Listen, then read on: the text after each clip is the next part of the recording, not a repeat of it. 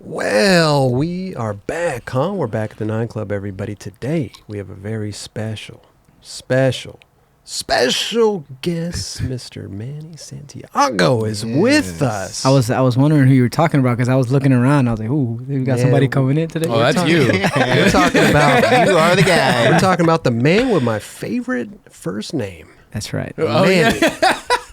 You know what I'm saying? Built my whole career off of your first name. I love that you plugged that. You know where I was just now to kill some time before I got here was at the Venice Mani pad, and I did a nose Manny nollie flip. And I was telling Christy, the circle one, one you guys. It sucks now. It sucks. Yeah, no, it's terrible. But I was telling her of all a lot of crazy tricks went down here. I remember you had some tricks there, some white audios with gum sole. Oh, you already know.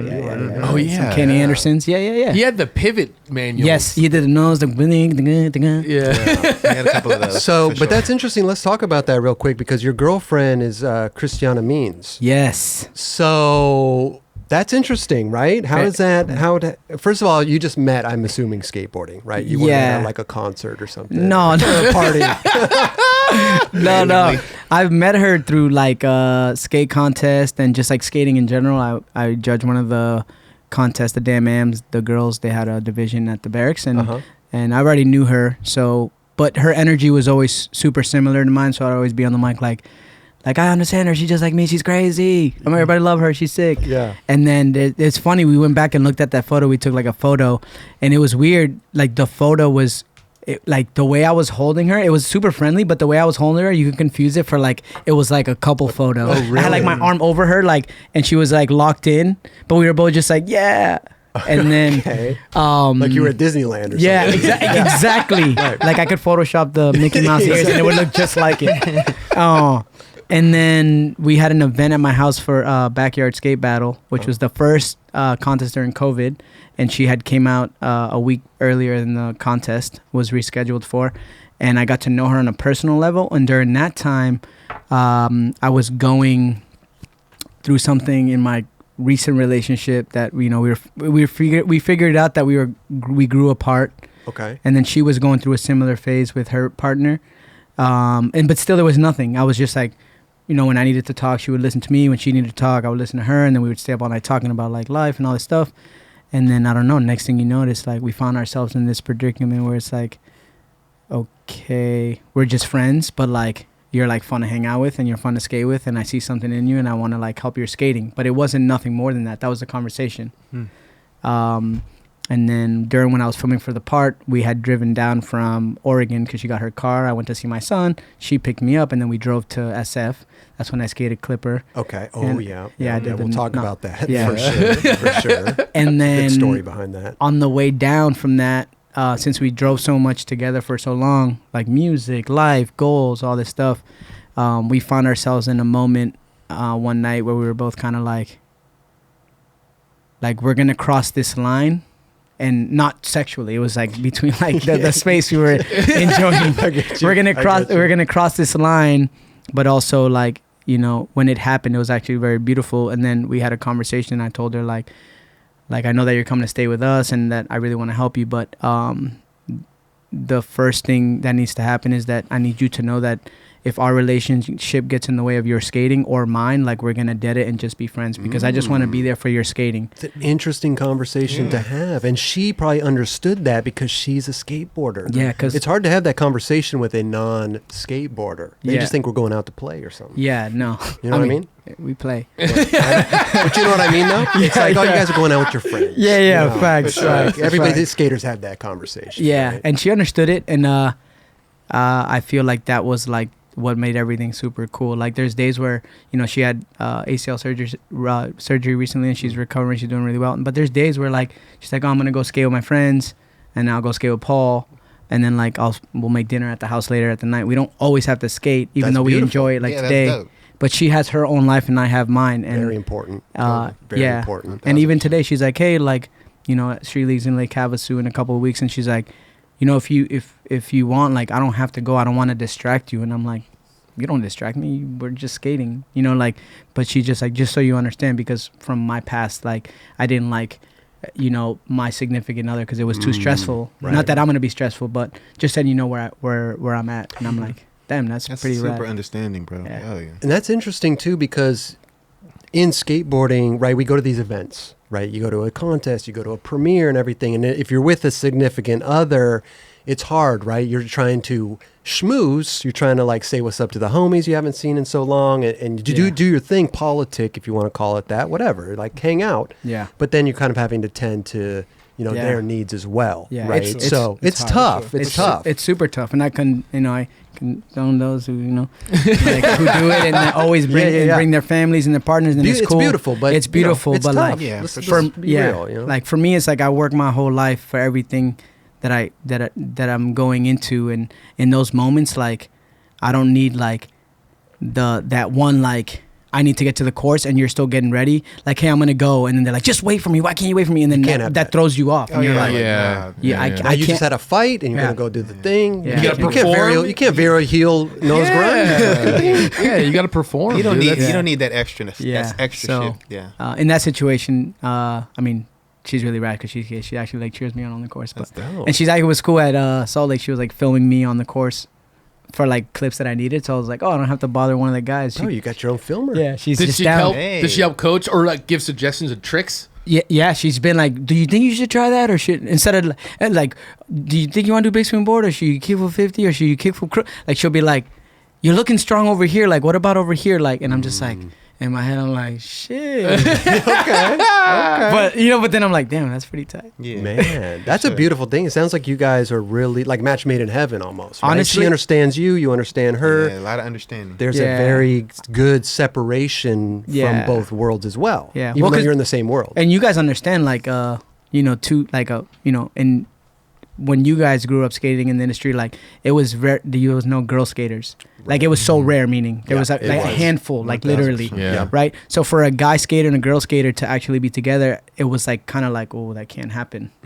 Like it's kind of like, whoa, you're bringing like your chick to the sesh. Lizzie and Axel. Yeah, no, but now they had that, Primo Desidero and his lady, and they did like little things at Magic Mountain and shit, like in sync type thing. Oh, really? Yeah, bro. Like this is not new, but it's been happening. Yeah. It's been All right. happening. Well, see, I didn't know. I grew up in the era where the guys were like, you're bringing your girl to the set, she's not gonna hop the fence. You know what I'm saying? For sure. But my girl hops the fence, so it's different. Right. Yeah. Because she could nollie flip better than some of my friends. So. But it's true though. She's up and over. But it's true though, because listen, you would rarely see female skaters, girl skaters, and then I went to Barcelona for the first time and it was like they were all around, and I was like, this is fucking amazing. I had to come halfway around the world. It's beautiful to see this. Beautiful. On the way here, there was only person skating at the Venice High School was a girl. So sick. She was skating up at the stairs. Oh, that's sick. Didn't you love that? Yeah, we both were looked over and we were like, wow. It's a normal thing now. I'm thinking like I'm seeing it everywhere, so it's just like yeah. But that's my relationship. It's okay, cool. That's awesome, man. And I just because you brought it up really quickly, like you were saying, let me tell you some stuff that's going down on this ledge, right? Yeah. Now, I don't know the age or whatever, but she's like a younger. Yeah, she's 24. 24, right? Yeah. So, is that something that you are?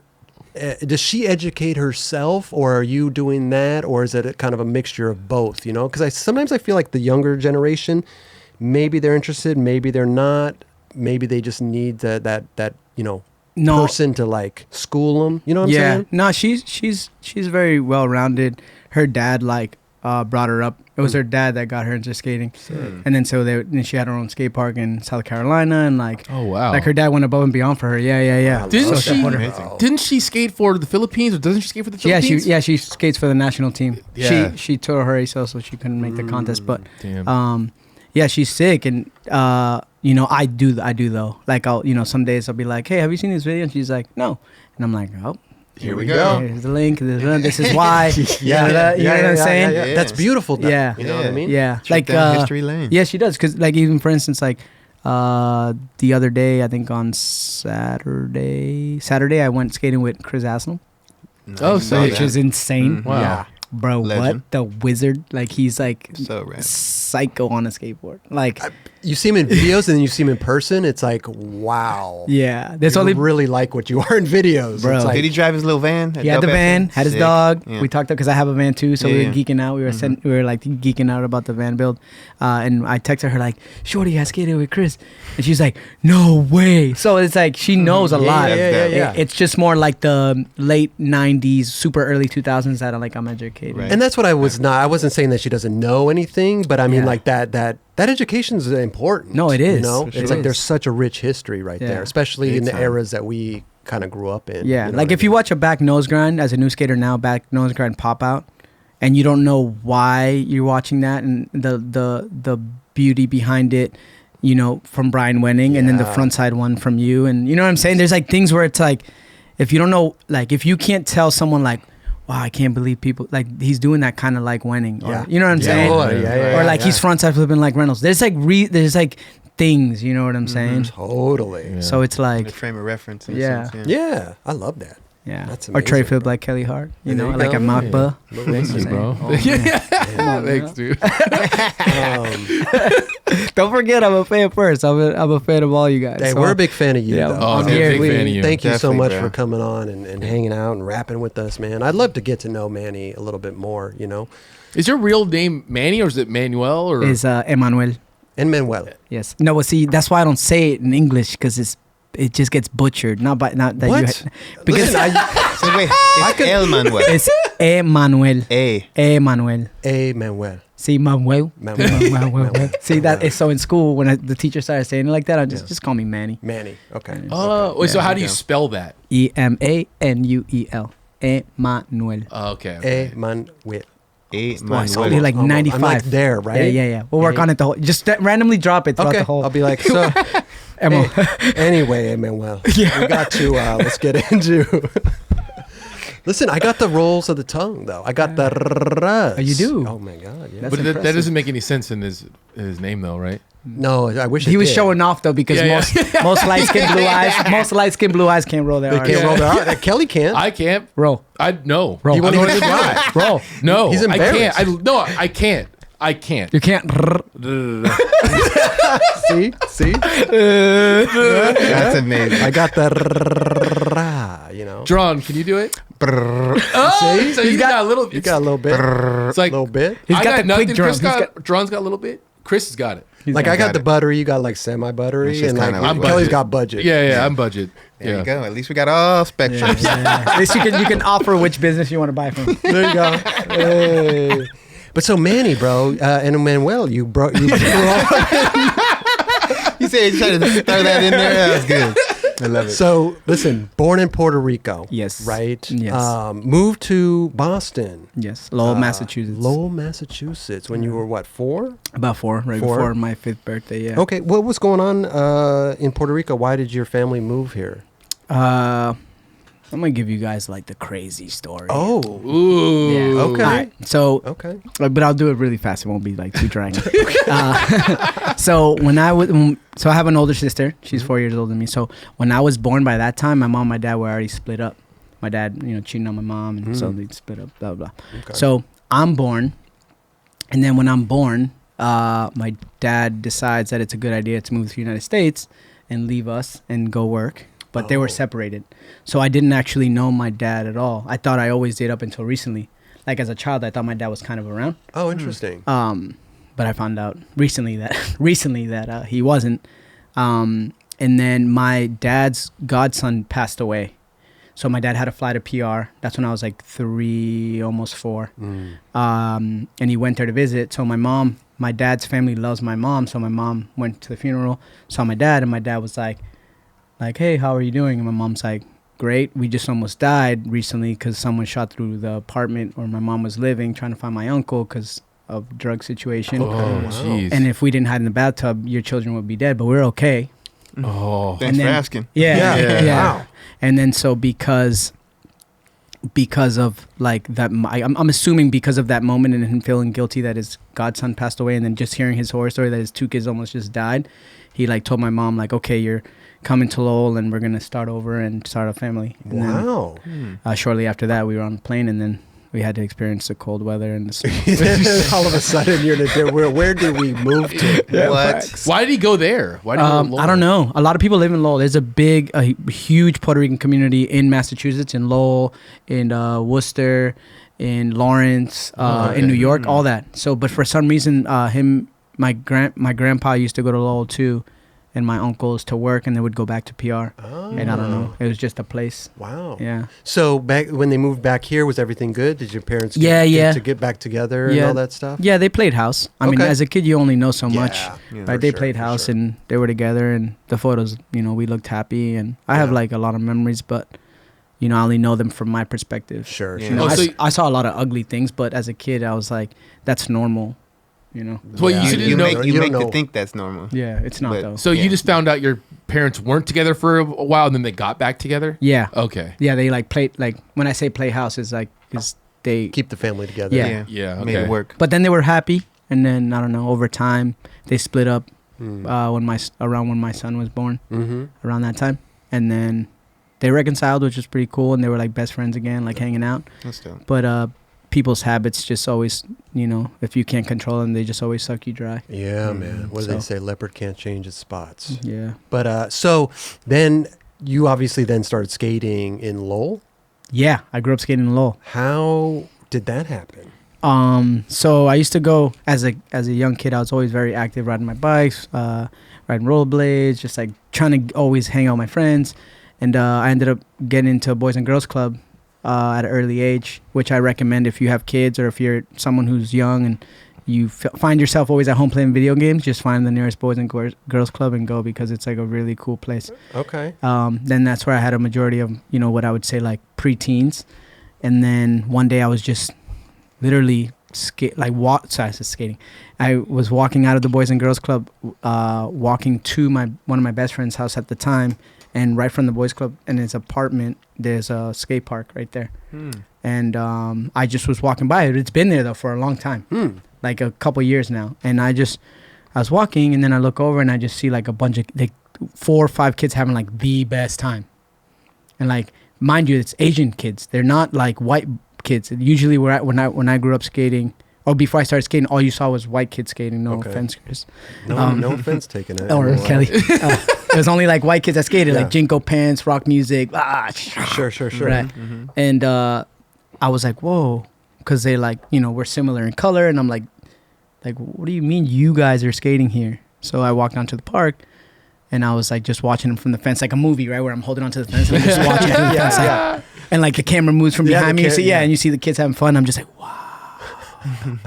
And then I watched for a really long time, and they were good. They were doing like nollie trays already. Oh wow! Yeah, there was you like can remember that. Yes, because I know them. Because you know them now. Well, yeah. Once I started skating, they became like you knew that they were regular goofy foot. At that time, I didn't know. Yeah. But you thought it could have been a fakie tray. Yeah, but it was nollie. So wait. What age did this I started skating right before my 15th birthday. Okay, so this is a little bit later. Then. Late bloomer. Yeah, freshman, the summer of my freshman of high school. Interesting. Okay. I started when I was 15 as well. So you know what I mean? Like a lot of people think like 7. You start skating when you're like John. How old were you? 5. No. I really started skating when I was 10. I'd say like around 9, 10. 9, 10. Yeah. So then I asked them, like, after a while, I was like, hey, like, because they saw me watching, and I was like, hey, can I try? And then they kick over the board, and then they start laughing, and I'm like, why the fuck are they laughing? So right when I go to step on it, I fall, and they kick it back, and then we keep doing that for a while, and then I kind of ride it, and I'm like, whoa. Yeah. Right? One of those, like, Yeah. And then I kind of gave the board back, and I was like, thanks, and I kept it moving, but I couldn't stop thinking that whole time from when I was at my friend's house, like, whoa, like that whole time that I feel like time didn't exist. I was like so free, so like there was nothing on my mind. I was just thinking, how can I stand on this board? Right. Mm-hmm. And I remember that one of my friends from the Boys and Girls Club like skated once in a while. So I hit him up and I was like, hey, do you like have an extra board? Can you like tell me how this works? Like, is there like, where do you buy these? And da-da-da-da. And then he just gave me a hand-me-down board. And okay. That's usually how it starts. It's pretty rad, man. Yeah. And then, since that day, I literally, once he gave me the board and we started skating a little bit, like I don't even think I stepped foot back in the Boys and Girls Club. Well, you found your you found your it. own Boys and Girls Club. I found it in the streets. Yeah.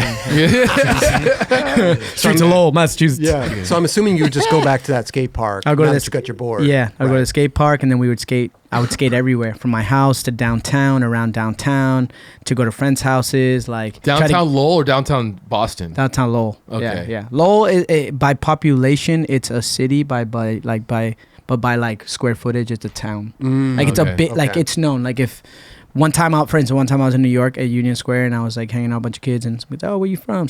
And I'm like, oh, I'm from Lowell. They're, Lowell. Yeah, Lowell, Mass. You're from Lowell, bro? That place is crazy. And I'm like, bro, you're from New York, though. You're from New York, Kobe. Like, what are you talking about? Why would they think it's crazy? It's just at that time it was really, really bad. Oh, like there was gotcha. like a lot of Asian gangs, like TRG, Grey Rag, Blue Wow, Rag, okay. Bloods. There was Asian Boys, which is like a new gang that was popping up. Then there was like the black gang that was called Dynasty, and there was like a lot of people. There was a lot of people dying, a lot of people sticking people wow, up, okay. and like my own friends. Oh, seriously? Yeah, like my own friends grew up to become like stick up boys. Wow. Yeah, That's it was crazy. kind of sad Yeah. because I love them to death, but Right. it's like, I mean, I still love them. I still talk to them. A lot of them Yeah. got away from all that, but it's like, I know who they are inside. And then the person you are now, I don't see you like that. I see you like that little kid Yeah. who would just eat cookies and we would watch shows and like, Mhm. like find something to do. I don't see you as this like grown man with like a knife in your hand telling me what I got in my pocket, or I like your earrings, or I like that hell, or I like your shoes. Yeah. Right. Like, that's a Yeah, real yeah. thing. No Yeah. doubt. Yeah. Hell yeah. Super Like real. it's scary. In the hood too. I mean, majority of the time, this is like, you know, in those, you know, lower income areas, and motherfuckers Yeah. are desperate. You know what I mean? Yeah. They're doing whatever they can, and they're jacking. That's the thing. It's like you're jacking your own peoples. You know what Oh, I'm saying? no, for real. Like I had a friend of mine, well, not a friend of mine, acquaintance of mine through a friend, was like, became like the sticker boy, the one that was like his own friends. Yeah. that's- And then he had gone over to a friend's house to like get something. After sticking him up, buy something like weeks later. And then when he got there, the other friend shot him dead. see? Wow. And it's Wow. like, well, what That's- do you think it's gonna? You can only push people so far before they have to defend themselves. Yeah. And it's sad. Interesting. When it Wow. I mean, gets that's to- never when it the gets to route, that but- point, yeah, it's Yeah. like crazy, Yeah. bro. Jeez. Didn't mean to get all deep in. Kelly's like, he's looking at me These are different real- now. He's these are like, real stories, though. Yeah. he's like, Betty, what I movies just were be you quiet watching? here. I was like, damn. He's like, I grew up in Laguna, man. Yeah. I mean, Hey, Laguna? Yeah, wasn't like that. It wasn't like that, Laguna. But no, but it doesn't change anything. Like those people are still like, I know who they are inside. Sure, It's just sure. something they had to do to protect I themselves. get For sure. you. I So get that's you. my Lowell upbringing. Then I met Dave, and that changed my life. Dave. Dave Baczynski. Yep, he is the reason why I'm here today. Okay, how did Dave? dope. When and where did you meet Dave? Phenomenal skateboarder, by the way. Yeah. Fucking 1000%. incredible, bro. Yeah. So Lowell has 4 parks at the time. They had 3, and then they built another one. And I stopped going to the one which was the Clemente skate park, which was by my mom's whatever apartment. Okay. And then I started going to one at the Bartlett School, which is just a little bit further, but it was more spaced out, more room. And then I remember I was there and I was skating with this kid. His name is Nicky Lamarche. Okay. Right, so Nicky's skating. He's like board side. Like at this point, I can just like 180 off the corner of a 2-footer and barely ollie and whatever. Still 15, 16 now? I was 16. Okay. Yeah, Okay. literally 16. Yeah, it was Yeah. a year later. And then I seen him board side like down the metal banister, which is like 7-stair rail, but super mellow, so kind of sketchy if you miss the pop. Sure. And I'm like, wow, like that was dope. And then, he's like, he's like, I'm going to go to Hadley, which is the park that the good guys went to. Hadley skate park. He's like, I'm going to go if you want to go later, I'll meet you there. There was no phones. And I was like, all right, cool. And I was like, oh man, I got to go to Hadley. I know where Hadley is at the car wash. I'm like, man, like there's going to be all the good skaters there. Like, I don't, you know what I'm saying? You're like embarrassed, not- kind of, or I like just was like, I don't- intimidated. It's far. It's really far from my house. Oh, okay. That one is like 3 times the length, and I'm skating everywhere because obviously I don't have a car. I don't have my bike is my skateboard, so sure. I get there and I skate with Nicky a bunch, and then I keep hearing about this Dave kid. Oh, this Dave kid. And then I'm skating there, and then one day, we're there, and then this Dave kid shows up, and he's skating, and then he knows Nicky. Like him and Nicky are just like hanging out, and I'm just like, wait, so they know each other? Like, okay. And then I remember he frontside flipped off the corner of the 2-footer, and back then the corner was like the 9 stair. It's only it's like skating off this table. Okay. Like in front, but there's no gap. It's just a corner. It was just, but it was huge. Yeah. At that time, I was like, whoa, if you can frontside flip on the corner, that's crazy. Yeah. It's like frontside flip. I was like, frontside flip on the corner, and I'm like, I am gonna hang out with you. Straight up. Then through hanging out with Nikki and Dave, we got to know each other more, and then we became best friends. So they're like, those are my. Nikki's the one that no one, like in the skate industry, like as a pro skater, like he's the one that could have made it. That one friend that was like so good, so talented, amazing style, good tricks, and then he chose life over trying to fight for something. He had more important things. He had to take care of his family. Yeah. And me and Dave we were just like, we'd give the last sock we had just to get to California. Got you. I feel like there's always one of those guys in every group. There's the guy that's the best. Yeah, no, he's awesome, and he's good friends with like Brad Cromer and Jake Donnelly and a bunch of the guys. Like we all are friends. He just was the one that was like, I'm just gonna. I have to grow up because my family needs me. Got you. And he had to like bring his sisters to school where me and Dave were just sleeping in and going to the park. So, and then from that it was like we would skate all the time, and then we started creating videos, and then our friend Justin Hogan came into the picture when we started dropping a bunch of skate videos called Thanks Camera 1, 2, 3, Jump the Shark, and then we were just going on yearly projects, and then Dave was always the one that I was like, hey, we should go here. He's like, I'll drive. And then we drove to Florida, then we drove to Cali, then we drove to Cali. You know what I'm saying? So Dave was so good, so I always had to keep up with him. It took me like years to finally be like, I caught up. Yeah. And still to this day, I question that. I'm like, well, I'm not caught up. I just skate a little different. You guys skate different. If you skate a quarter pipe with that dude, I go. Oh my God. Hey, I want to let you know though. Think about it. I grew up skating quarter pipes with him, so that I got to tell you something. I got secret moves in the bag. I just do you don't keep let them in the bag and don't show them to anyone? I just keep them in the backyard.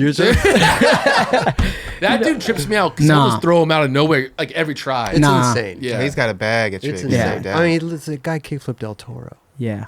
He didn't even tell me about that. Really? When he did it, I found out 2 weeks later, dog. And he had a cell phone. He kept it on the low. Well, he was mad at me because the second time I came to Cali, I had kickflip front boarded the Hollywood 12 and then didn't tell him, and he found out through someone else. Because I wanted to get all this footage and then bring it back and then press play and impress him. Okay. But instead, somebody spilled the beans, and then when he called me, I was at Santee Alley downtown. My mom. Yeah. It was during like this X Games ticket that I won through a contest that I won. Anyway, so we're out here, my mom, and then Dave calls me like, "Yo, you kick from boarded Hollywood?" And I'm like, "Huh?" He's like, "You kick from Hollywood?" I'm like, "No." He's like, "I know you did it," and I'm like, "No," and I just hung up on him, and I was like, "Shit." Wow. And then That's some funny. And then shit. when he did that, then I called him like, "Bitch, you kick football Toro?" Yeah. And he's like, "Yeah." And I was like, "When?" He's like, 2 weeks ago. And I'm like, "You don't fucking call me? I'm the first person you call when you do shit like that. Why'd you call me?" And he was just like bugging out. He was like, "You're tripping." I'm like, "I'm not tripping. Fuck you." I hung up. I mean, El Toro. And then I told everyone, That's I was so like, good. at the party, I was like, Brad, because we were staying with Brad Cromer and a bunch of the Florida guys at the time. And I was like, "Bro, Dave, like super hype for him." But when I was on the phone, I was like, "Fuck you." Yeah. That's too funny. So Dave, Secret if it wasn't stuff, for- guys. So Dave you were trying to keep up with him. Yeah, Dave was and Batman, and I was Robin? no, I was Batman Jr. Batman Jr. Batman Jr. Yeah. So you're Batman's son. He's my dad. He's my dad. But it's always nice to skate with somebody that's way better than you, man. It just it makes you way You get better. And you better. can figure stuff out just by watching. No, Yeah. Dave was like something else. Like he has like this thing where he gets obsessed with something, and like there's no breaking that.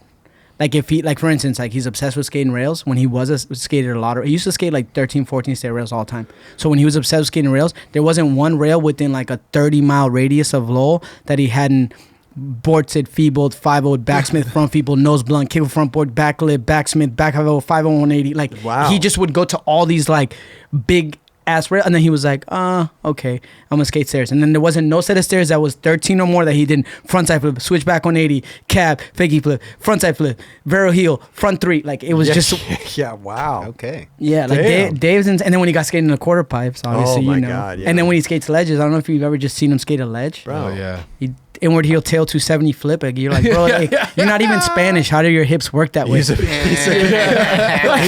Like you don't even got it. Like, what don't even make sense? He's a talented dude. Yeah. That's like just raw talent. Yeah. He's just He is. gifted. Did he have the same hat back then, too? Doesn't he wear like the same hat every No, single... back then, yeah, he wore a 5-panel hat, and it was the same Planet Earth 5-panel hat, and it was like he was like 4 years old, and then he went on a New York trip, and then Zared and all them took his hat and wrote all over it, and he was so mad. He had to get a new hat. So he had to get a new hat, and then he got the same hat, but he got like it was the blueprint one, the blueprint camo 5-panel hat, and he literally got a box of 20. Okay. Yeah. Right. It's like me with this hat. Bro, I mean, listen, hats are weird because everybody's got a different shaped head, right? The small head, big head, all this stuff. So I wear the same hats because it just fits my head just really well. And I can't, I have 100 hats at home. None of them fit my head the way why that do it I have does. these hats? Yeah. I got this one. It's Yeah. fine. It's like Kelly's Boston Red Sox hat. Yeah, it just Fits him perfect. Fits perfect. So listen, let me ask you something though. You just were saying that you guys were making video after video after video after Every year. video after video. One a year for like 5 years. That's crazy. Now, were you actually trying to like send them out to get sponsors or something, or was it just strictly like homie shit? No, it was homie shit, but it was the first. It was like the first that we knew of, right? Because there was the only thing YouTube was barely out, so it was like the first of series of videos that we've ever seen someone do yearly. Okay. And it was always like really good skating, like really like. There's just like everyone else, right? There was like 10 kids from our area that could have made it. Okay. Right. And then, it just sometimes you shake it and some people fall through. Yeah. Like super talented. There's kid John Coyne that was from Billerica, like next to Lowell. That was insane. He's still really good at skating. He just skates when he wants, if he's not fishing or shooting ducks or deer or something. Okay. And then there was another friend of ours, Justin Clement, who sadly passed away recently, and he was like super insane. So like a bunch of us were always like we would always one up each other, and we had that for like 4 or 5 years straight, like literally a video a year. Was the last part important to you guys, or not? Of course. Okay, so who was you guys were gunning for last part? Yeah, but Dave would always get it. Okay. It was your first annoying. Part, though? First part? After Dave, I got for yeah. I'm trying to think. I might have had the last. Wait, I might have had either the first or last part and the second things. Can't remember. I think I had the last part. Okay. But it was just At least annoying. it came up at least one time. Yeah. Man. Show Dave. Yeah, show him. Well, so when I first heard about you, I love this story that me and you go way back on. This story is that I've just gone on expedition and there was a contest. Oh God. Go ahead. There was like some sort of contest. I can't remember exactly what it was, but it was like your sponsor me tape contest. Yeah, but it wasn't a sponsor me tape I just sent them my footage so they could look at it to see what they thought. Oh, okay. I just remember. And then they got a bunch of tapes of people who wanted to sponsor, and I think they just decided, let's do a sponsor me tape contest. And a lot of that footage was for those videos. So I ended up winning. You could tell the story. Oh yeah. No, I was there and I was like, who is this kid? Because he was just on a different level, skating big ass rails and shit like that. And I was like, this dude's gnarly. Undeniably, just does the gnarliest tricks. And that was the first time I ever seen him. I was maybe 18, 19. Okay. And said, you won. Yeah. I think we send you a box. I don't know what. I have no idea what happened after that. So I won. They put all my footage online, which was cool, I guess. This was Expedition? This is KO. KO's a KO. Yeah. All then they sent me like a box. Pretty nice, a couple boards, hoodies, So then they sent me the box and I'm like, all right, cool. So I, get the box and I'm like, okay, maybe there's something here. Email, no reply.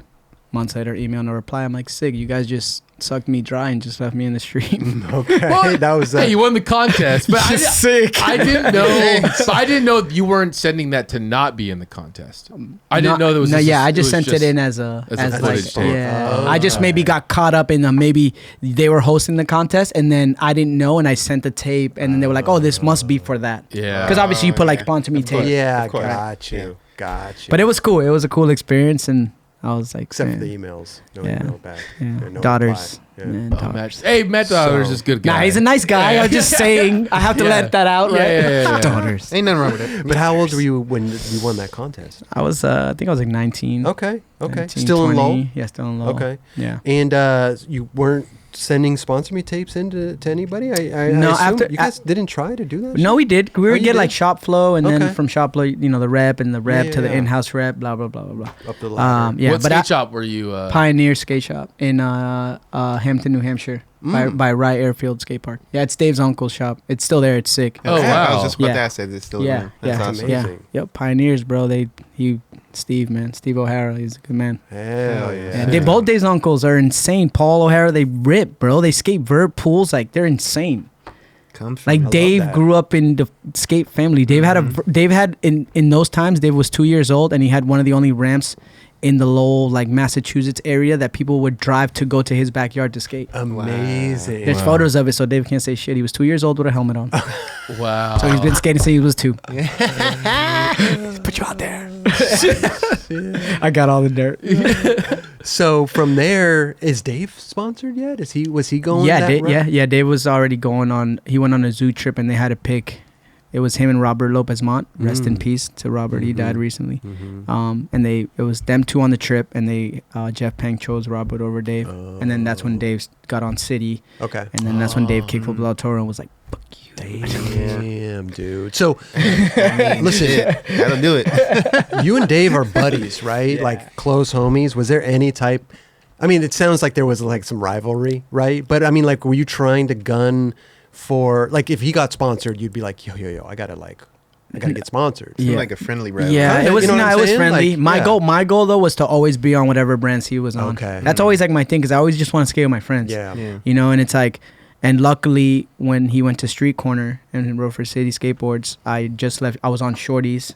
I just had an ad on Hollywood, and I was like doing my thing, but the team kind of left, and it was just me and Andrew Pott. Oh, And I was like, okay. Oh, you got on Shorties right at the end of the. That's yeah, it was just me and crazy. Pott. Yeah, Damn. and I had like an introducing ad. How did you get on Shorties? How did I get on Shorties? Sending a tape in? Maybe I sent I met Benny through Felix, I believe. Like, no, because I met no, backwards. Benny introduced me to Felix, but I already met him. I had met.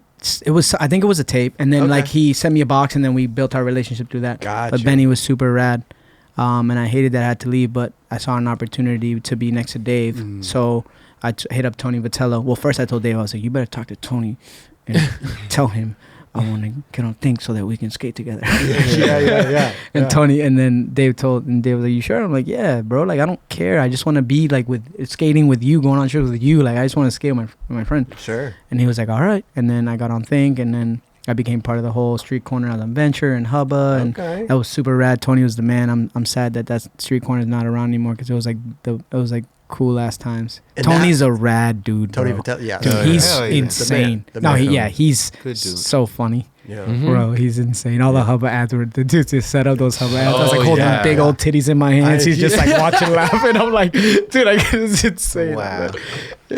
So you're still in Lowell at this point, right? Yeah, I'm like bouncing back and forth, like, you know, going to SF. Okay, so you're Yeah. already coming out here. Yeah. I was like coming out here like for 2 months, 1 month. okay. I stayed in SF for a while.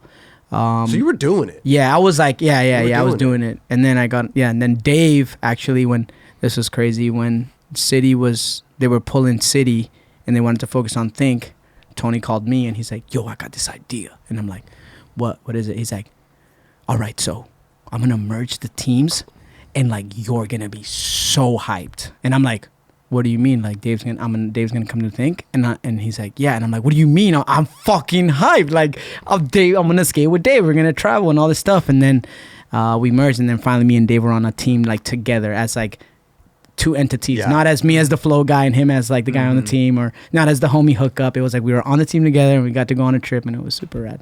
Wait, Hell yeah. so that was when City got merged into Think? Yeah, Damn, City was a dope company. City was amazing. Definitely. They should bring it back. I know. Well, yeah, Tony Montgomery, Russ Milligan. Bro. Mike Maldonado. Oh my god. It had Eduardo Craig. Oh yeah. It But had- Jeremy Reeves. Jeremy Reeves. Dude, Yeah. that dude was gnarly. Yeah. Fuck that. Yeah, Jimmy Jimmy Cow. Cow? Yeah, dude, the yeah. team was lit. Yeah. And the boards were cool, like the designs were rad.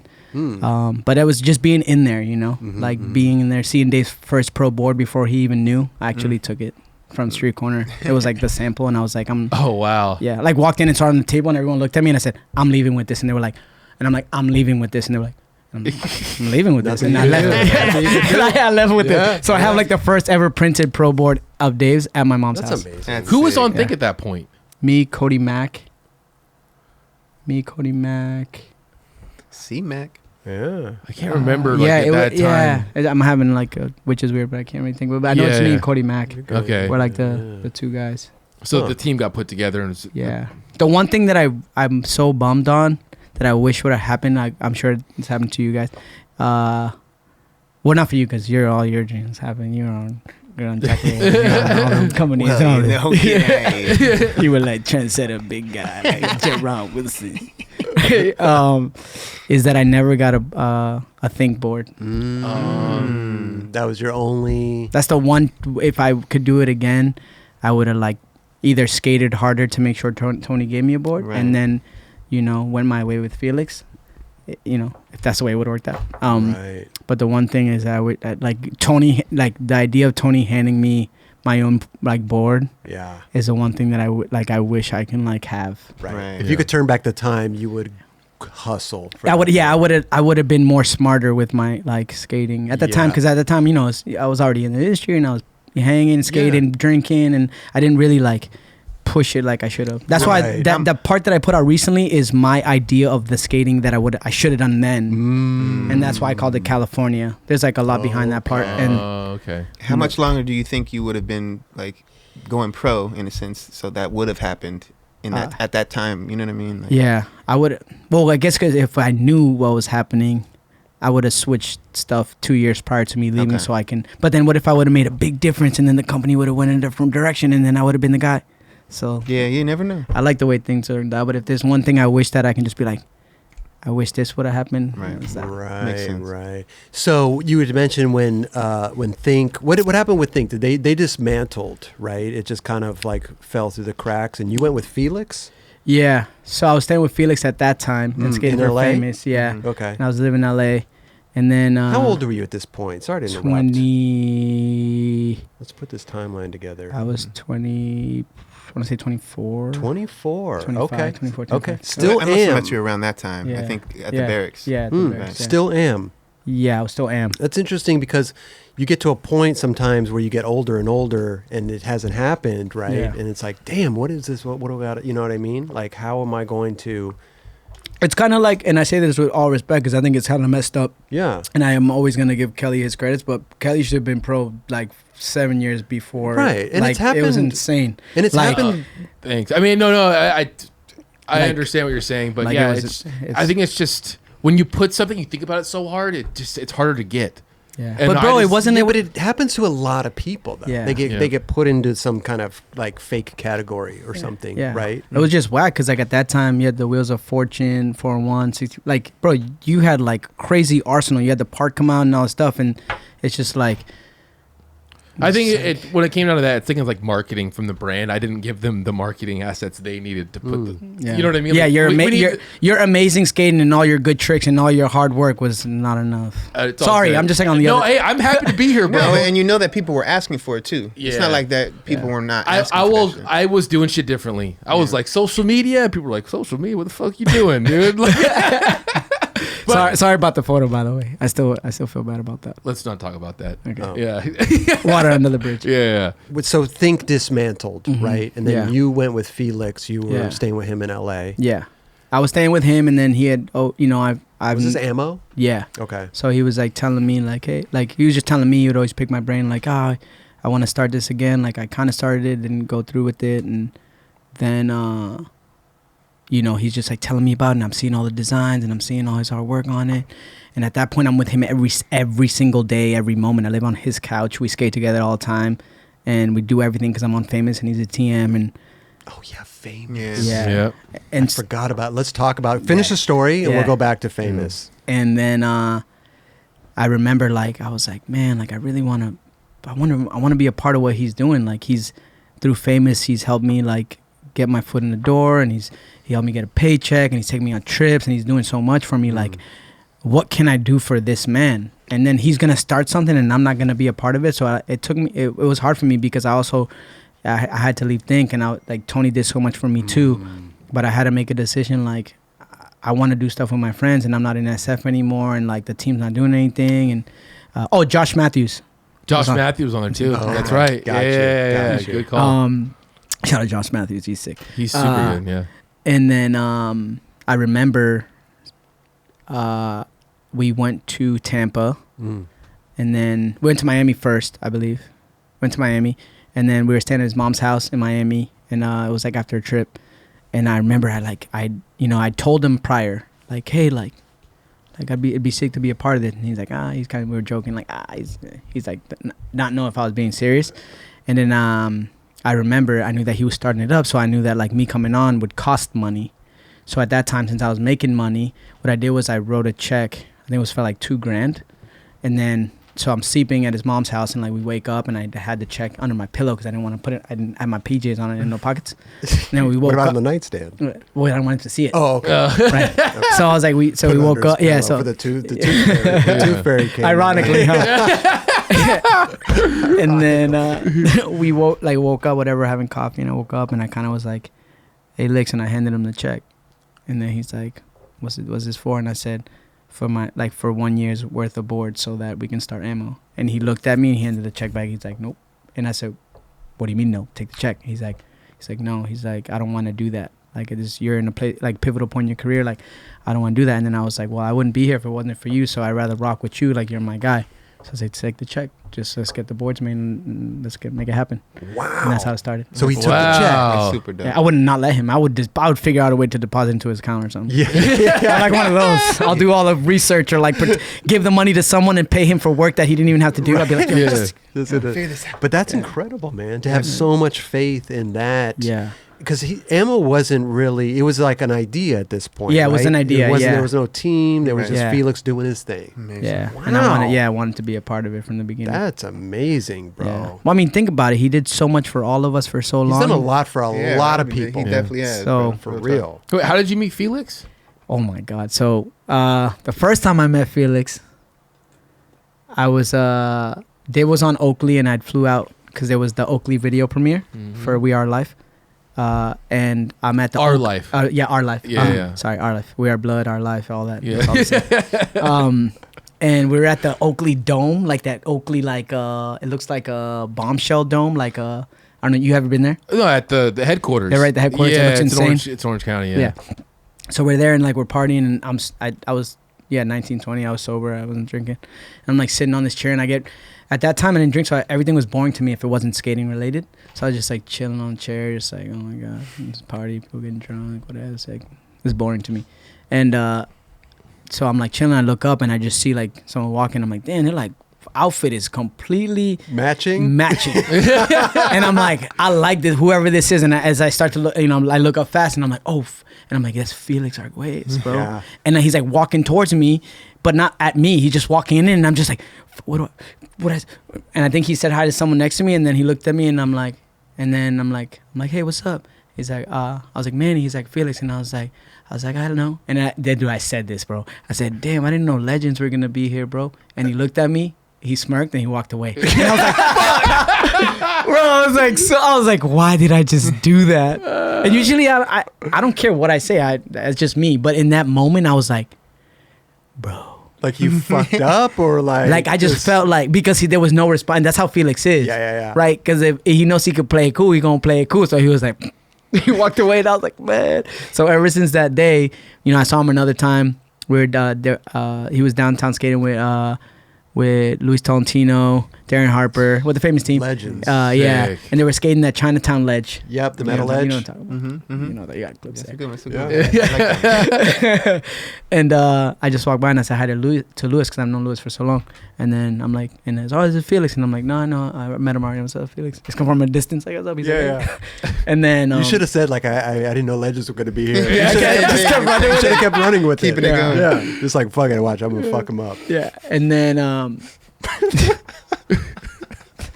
and then the next time Benny Blanco introduced me to him, but I already knew him, and then whatever. But how I met Felix and got on Famous to get into the topic, now it Please. rolls in. No, I don't have to do anything. Go. You're great. I was back home. At that point I was back home, and the rep that always used to look out for me when he got a new company or when he did stuff was Mike Talone. So when I used to get DC, he would give me DC. When whatever he had, he would give me. So at that point, he had got a hold of Famous because they had started the skate program, And then he Was called me. Felix already involved? Yeah, but he had no idea what was going on. It wasn't his, like, he didn't know that was happening. So Talone just called me on his own. Okay. And then at that time I was on Think and I was already doing my stuff. And I was on DC, like, contractually, not on the team, but I was on the team. Okay, Getting got a it. little check, you know what I'm saying? Yeah. You know, throw that out there. You were getting money from DC? Yeah, thanks to Sinclair's looked out for a lot of people. Mike Sinclair. Mike Sinclair's the man, bro. Wow. Yeah, He's looked out for a lot of that's people for a long time because he tried to structure the DC team like, not saying it's not proper because it's DC, but at the time it didn't. There was so many like power AMs that they would just like didn't know what to do. So he structured like a program for 1 year and took us on trips. Oh, interesting. That's or on a awesome. trip, yeah, to see who vibed with who. Okay. And Oh. that's when Vincent Alvarez got on and Wes Kramer and Because they were what is it called? The King of the City or King? AC to DC. That was the tour. No, but there was a There was another contest. one. Yeah, that was in, Vincent won it. Yeah, what was the contest they would do? That's how we recruited Kings them. of LA or Kings of something? LA. Yeah, Kings of LA. King of New LA. York, and then Yeah. like they did Yeah. all the cities. Yeah. Yeah. So then Talone he asked me and I was like, no, I'm down. If you're gonna rep it, you know, I got your back. Like, and Felix is involved. I met him. I didn't tell him hi, man. It's like, yeah, I met him already. He's really cool, and I'm cool with Lewis. So I'm like, it's all good. So he gave me a couple of shirts, and then just so happened I went to Baltimore on a film trip, and I ended up skating this like park rail, and just doing like all varial feeble, nollie for feeble, all these tricks on this rail, and at that time it was when YouTube was kind of popping. So. At the when people started to notice it, and then these tricks were uploaded on YouTube, and then it got a lot of views, and then so Talone sent the video to Felix, and Felix was like, "Whoa, like these shirts aren't even out yet. These are samples." No. Yeah, but what Felix was he went to Travis Barker and was like, "Hey Trav, look, there's this kid from Lowell, Mass, Puerto Rican cat. He's super good. He just did all these tricks that had never been done on a rail, like in the skate park, blah, blah, blah, blah, blah. And it has all these views in a shirt that's about to come out. This is good." And then, so Felix told him, like, we should put him on team. So then they flew me out to Goofy versus Regular. That was my first trip with them. And that's when I did the nollie flip back 50 and a bunch of other tricks on the rail. Wow. They didn't let me skate the contest, but I ended up, like, skating, like, the practice and having fun with everyone, like Darrell Stan. And that's why I first saw Luan for the first time. Oh, yeah. Him and Felipe Ortiz, yeah. They were Wow. killing it. But Luan was like, That was a good contest. yeah, they should bring that back. What's up? Soul they, Tech? They still have it. Yeah. I mean, they have the park there. Tell Est put on. Versus regular. All of Soul Tech should put it on. No, yeah, but There it could you be bring it back. Yeah. There must be a reason why they stopped doing it. I don't know what it was. You guys could do it in. There's so many parks, and every year you can do it at different parks. That's true. Kelly will bring up in the next meeting. Yeah. Yep. Next meeting. Yep. Next Zoom call. First things first. Right. First things first. Who got vaccinated?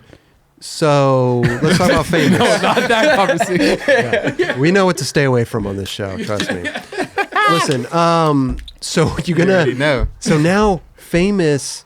That's interesting because Famous to us kind of came out of left field, right? All of a Yeah. sudden it's here. Yeah. Big F's on the shirt. Kind of loud. Very loud. Loud clothing. Very He loud. said kinda. Well, listen. No, it was very loud. I'm being polite. But it was Yeah. that was the image of the It brand. was the image. Very I mean, loud. it's Travis Barker, right? doubt. And then But that Felix was a is time involved. too. That was a time. Yeah. This A is lot true. of things were being. A lot of brands were big Being logos. loud. They were and being very loud. Yes. Right. Yes. Absolutely. All over prints. Oh, yeah. All that shit. Oh, yeah.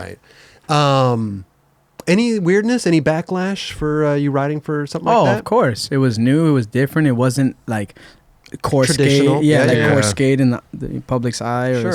skate world. I mean, most companies aren't core skate. I mean, like the cool ones like Girl Chocolate and stuff. Hey, there you go. We'll talk about that on the stop and Hey. But chat. clothing wise, No, I know. Yeah, it was out of left field, but Travis, Yeah. he was a fan of skating. He was a kid. He skated around, and he wanted to add to his legacy brand, and so he started the skate program. Felix ran it, and he hooked us up, and we got backlash until we had to prove ourselves to the industry. We put out the video. Then Dude, that video's gnarly. was, Well, I It mean, the was team fun. was great. Yeah. It Yeah, the wasn't team was about cool. Yeah. the team at all. It's Yeah. about just how it was Yeah. coming into skateboarding, Yeah. right? Yeah, but we did a lot of cool stuff, and it was super rad. It was an amazing. I would never take any of that back. The No, people no, I got no. to hang out with, the people I got to man. know. Yeah. I almost got beat up by Rampage one time Okay. in Vegas. Wow. For real? For real? Well, yeah, I spilled a drink on him, VIP section. Wow. Spilled a drink Oh. on him. I mean, he didn't beat me up. He looked at me and I was like, oh, he wasn't going to beat me up, but it was like, bro, like, My whole body's the size of like your upper torso. Like, what are you gonna do, bro? Like back bro, it. that was Like, an come on, accident, bro. Come on. I'm gonna bite your arm or something. No, but those opportunities in life, you got to take them, Yeah, man. it And was plus, rad. it's your boys as well. Yeah. So it just everything made sense. Yeah, and we went on trips with Joe Kralik. We made the video. We had ads. It was cool. It was like I don't take anything back. It was rad. Dude, Louis Tolentino's part in that. Bro, shout out Louis Tolentino, yeah, dude. bro. He's That man- skating I haven't again. seen him for Is a he? minute. Yeah, he's in New York skating again. Bro. He's gonna be a dad. Congrats, just- Oh, Louis, yeah, Louis, Louis, bro. congrats, dude. Louis, Hey, that congrats, man's bro. he's all eat over a cow. Bro, the For Lecce really. 50 For real, literally. Dude, That's the all eat over a cow. corner. Yeah. It's insane. The Lecce 50 Echo Park? Yeah, He got Echo Park. hops, bro. Dude, it's like legitimately that tall. Yeah. Over It's a good. gap. And It's you know what? Stupid. Besides his skateboarding, the funniest dude. No, he's Funny, most and humble a good, guy. good dude. Yeah. I Mad love funny. that dude. Yeah. Mad Yeah. funny. Oh my god. OD funny. You know when you see him, you're like, okay, wait, Yeah. let me get ready. Yeah. I'm gonna laugh. Yeah. I'm gonna laugh. Between him and Randy Beers, bro. Those Randy are the Beers too, those bro. are the two that you're like, that's a duo right there. Hell Yeah, but Luis is good. He's skating again. Love Makes me that. so happy. He's gonna be a dad. Makes me happy. He's just doing his thing. I you know? love it, Love it, man. bro. Yeah. So Famous is going on. Ammo is going on. Mm-hmm. How's that all that going now? When you guys are on Ammo, he's starting to build a team now too. Yeah, So did you have involvement with that? Of course, because it was a family. It was like Ammo was a family. So then Felix, I'm gonna put Javier on. So it was me, Javier Nunez, yeah. him, and then Luis was supposed to get on, and he had cold feet last minute. Then he stayed on shut. Okay. Yeah, we were just pretty much, I don't know, just having fun, doing what everyone else did. Did Mm-hmm. a bunch of cool stuff and. Didn't was it Johnny and Oh, Diego? sorry, yeah, my bad. Whoa. Yeah. And then we had, wow, that's crazy. And then we found little Johnny Hernandez, John 101. Shout out, John. He's not so little no more, and he's really Oh, good. He's a beast. He's so a beast super now. beast. Yeah. And then we found Johnny when he was like freaking 9. Wow. Where did you just saw him at the skate park or something? Felix saw him somewhere, and then we were like, whoa. And then right away we were just like, hey, like, where are you from? And where are your parents? And what do you do? And and then he was like, I live in Huntington Park, and I just skate. That's it. And then he had like a size 8.5 board, size 4 shoe, like big healing the 7 at the barracks, like first try, like, and you're like, oh my god, this kid's he's a prodigy, he's gonna be insane.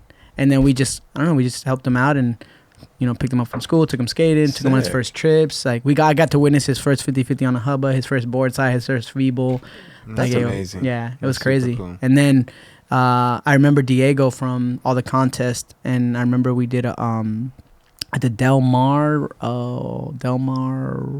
rodeo. There was always like a Red Bull triple set contest. It was I won one of them, but Diego was skating, and Felix said, "Hey, what's up with Diego?" And I've already talked to him, but he rides for his brother's company. He doesn't want to leave his brother's brand. And I was like, all right. But then I think I followed up again, and he was like, I told him like, yo, it's small. We're like a family. Like it'll be like the same like we're your brother. We don't want to disrespect, but like we got something going. And then he was like, all right, I'm down. And then it was me, Javi, Felix, Johnny, and Diego. Diego. Solid. Team. Najera. Yeah. Diego Yeah. Najera. That's Yeah. what I That thought. dude, yeah. man. Dude, He's Diego, so gnarly, bro.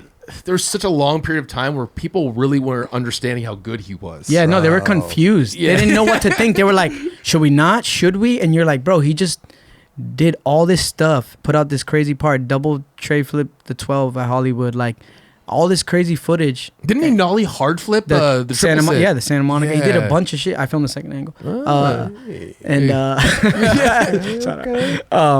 Yeah, and then and then But it's so crazy. It just takes like a couple people like that are like fucking staples in the industry to be like, nah, he's dope. Yeah. Oh yeah, no, for It's sure. like And then- Costin. Like Costin. Yeah. But I think Yeah. Dill was definitely one of those strong dudes that later after the fact, he was like, man, Diego's.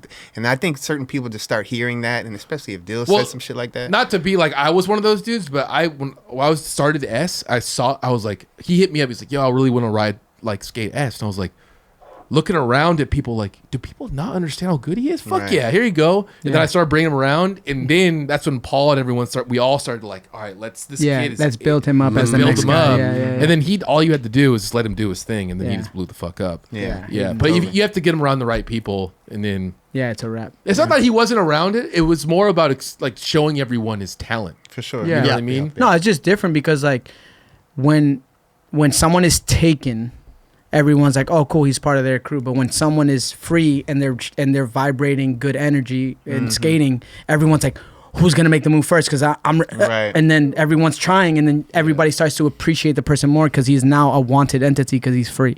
Yeah. That's all it is. Yeah. It's not that he wasn't around the right people. It was just he needed to get his own spark on his That's own. definitely a part of it. Yeah, for yeah. sure. Yeah. Yeah. Totally. It's like Costin. That's the best story ever. The What? Costin one when people were they Oh were yeah, like, yeah, no doubt. You know, Yeah. where it was like, oh, and then my car was like, come over here, you're getting Yeah, too yeah. good. You're getting too good, For and sure. then you know. What was the story? Just so we our listeners and Just because Costin was like kind of like in his own playing field, so to say, and not too many people were really recognizing his talent. got you. Yeah. And then they started seeing it and were like, wait. Yeah. And then obviously he got recruited. So they were like, before it's too late, you're coming over here. Yeah. For For real. sure. Yeah. The goat. Oh, dude, No one of my doubt. favorite skaters. Oh. growing up. Yeah. Still to this day, but I mean, like he was my Yeah. favorite. Yeah. No, he's Hands mine. down. Mine is the top 5 is Costin will always be one. Then it's Paul, PJ, Danny Garcia. Oh, interesting. And then there's a toss up, but Mike Johnson is always like in the Yes. 5, 6. I mean, but they're all one to me in a sense. I get But you. Right. but like because I grew up, my first video was Manic Marty. Wow. So you got to think in the VHS there was no internet, just a tape, and I watched that and Sorry. I watched those. Rodrigo videos. TX. Oh, sorry. Yes, TX is in the top 5. Okay. Yeah. That's why I was like, wait, you got a this top 10. This isn't a top Yeah. 5. Yeah. This list keeps But- growing. Well, That's so crazy, bro. Mike Johnson's like right on the edge. Those of that. are like okay, high okay. production, gnarly skate videos. Yeah. Dude. Like especially at that time, that was Yeah. like the best of the best with the best production Oh, involved. Yeah. You got saw the French gnarly, Fred doing his Yeah. long those lens. those are my favorite Bro. videos. So it's like you got to think like why, you know. Those are both French Fred videos, right? Yeah. Wow. Yeah. Yeah. Dude, Manic Marty was your first video. My first amazing. video. That is crazy. Wow. I feel like that video took skate videos to the next level at that Yeah. point. Bro. Yeah. Yeah, that was my first skate video. So Rodrigo TX, Costin. Yeah. So it for goes. Sorry, sure, it for goes. sure. Costin. Goes Costin, Paul, TX, PJ, then Degar. Okay. I have a play. Danny Garcia to me, bro. There's just something about the way he did stuff, like nollie heel nose, or the way he did switchback tail, and he would land like kind of back foot tippy toe. He has one of the best styles to ever Yeah, do hands it. down. He one of my favorites too. For Yeah. sure. Which is crazy because in the videos he looks massive, Yeah. right? And when I met him in person, I was just like, He was bigger back then. no, but meaning like his yeah. aura, right? His yeah. aura was just like you see him in the video, like Danny Garcia. Yeah. Dude, Mosaic part was Yeah. so good. Yeah, but those, I mean, Manic Marty, Sorry, Yeah Right, Transworld in Bloom. That was like my and the PJ video. That was my Bible. That was my, what should I watch? And then it was like, one of those would, Miny, Miny, yeah, Mo. any Yeah. one of those would be fine. Right. I was never like, which video? Yeah. It's like- and then MJ was in it. MJ is 6-man. Yeah, Yeah. MJ, Six-man. six Yeah. man. But he's Very important. important. He's Yeah. important. He's He clutch. was, Oh, bro, he's one of my favorites. No, meaning like man. like that 6 spot is clutch. It is. Hell yeah, Oh, dude. that can make or break a Yeah, championship. because that person represents like I got like y'all need me at some point. And Yeah. I got all your backs. Exactly. Yeah. all y'all. Like, you 5 need me. Yeah. Somebody in sports are like, what the fuck? 6 Yeah. man. Like, Yeah. come on, guys. No, that's but 6-man award. listen. So, Ammo's going good. Famous is Yeah, going everything's out. good. DC even. Yeah, but then I didn't. That fell through, and then I got on Action. Oh, that On the second Action. relaunch, That's yeah. right. Yeah, Okay. At that time, yeah. I mean, great company. No, I It's, wasn't you mad know, at the time. that's Yeah, I was sick. I fucking- got a pro shoe. I got on Bro. tour. I was with Mark Brandstetter, Kevin Hell yeah. Taylor. I was with an Ill Squad, yeah. Cal Nicholson. Like Dude. I was with a cool squad. We did it for a while. We sold a lot of shoes, went on a lot of good trips. Like can't be mad at that. Dude, No, not at all. 100%, man. And Yeah, the absolutely. history of that company Yeah. as well. It's like Yeah. fucking wow. Yeah. But what happened with Ammo in the long run? You know, I mean, it lasted for a while. Yeah, right? it was I mean, around you for a guys- while. You guys And kept it going. I held on. Yeah. I held on for as long as I could. Listen, we all know that it's so difficult to do a skate company. It's so difficult. Yeah. It seems easy on paper, but it is very, very, very difficult. Very Yeah. time consuming. Felix is into a lot of things too. He's into Yeah. fashion. Yeah. He was He's- on like fashion shows, like Yeah, Tommy he- Hilfiger. Bro, he was a show. finalist. Yeah. He's A finalist in what? He Bro, was the at Tommy top Hilfiger 2. show. Top 2. Yeah, was a Tommy Tommy Hilfiger on Hilfiger. TV, bro. Yeah, no joke. Like Fashion. I don't think I saw that. That's contest. amazing. I can imagine it, but Tommy It's like The Bachelor for fashion. Tommy You know what I'm saying? Hilfiger Yeah. picked it, like it was 2 people left, and it was Felix and this other dude, And and they he were lost. and he lost. Oh, fuck. Yeah. But he was supposed to win. Yeah. But it was like you know how some shows are like rigged. The guy was supposed to be like this blow up designer, and Felix didn't give him a break to win easily, and then that dude went on to do nothing. Oh God. Really? Of course. Yeah. Of course. We did like the research after. So I love You got to do the ill follow up. Let me find out. Let's do the wrap up show. Let's do the wrap up show. Yeah. But so Felix is into a lot of stuff. He's Yeah. into a lot of different things. Was that a No, part of it, or what's going on over there? It's ran its course, or it's hard. It's hard to run a brand without without a big team, without like a designer, without a marketing Structure. person, without sales, that's without huge. shipping and handling, without you need you need somewhat of a team. And I think that that's what held us back. We didn't get to a place where we were able to Hire have people. that Right. and still do what we were doing. And then at that point you just you can only do so much. And yeah, I waited. It took me 3 different trips to tell him that I was just gonna quit. Really? Yeah, Yeah, 3 it's trips tough. to go see him. I would go to his house and just sit around and just wait for the right conversation. Damn. And then we would have this dopest conversation about what we're gonna do, and then I just leave nah, we good. Right. Yeah, man. But the last one was just I had it was because I had a kid, and I'm thinking of my career, and I'm thinking I wouldn't have a career if it wasn't for him. I wouldn't even have a son if it wasn't for him, because if he didn't put me in these situations, and and I started going down the wormhole, and then I ultimately realized I did what I could, Right. and I feel like I need something. I need to do something, or I just need something new or fresh. I just had come out of surgery. I just had surgery, and I was just I don't know.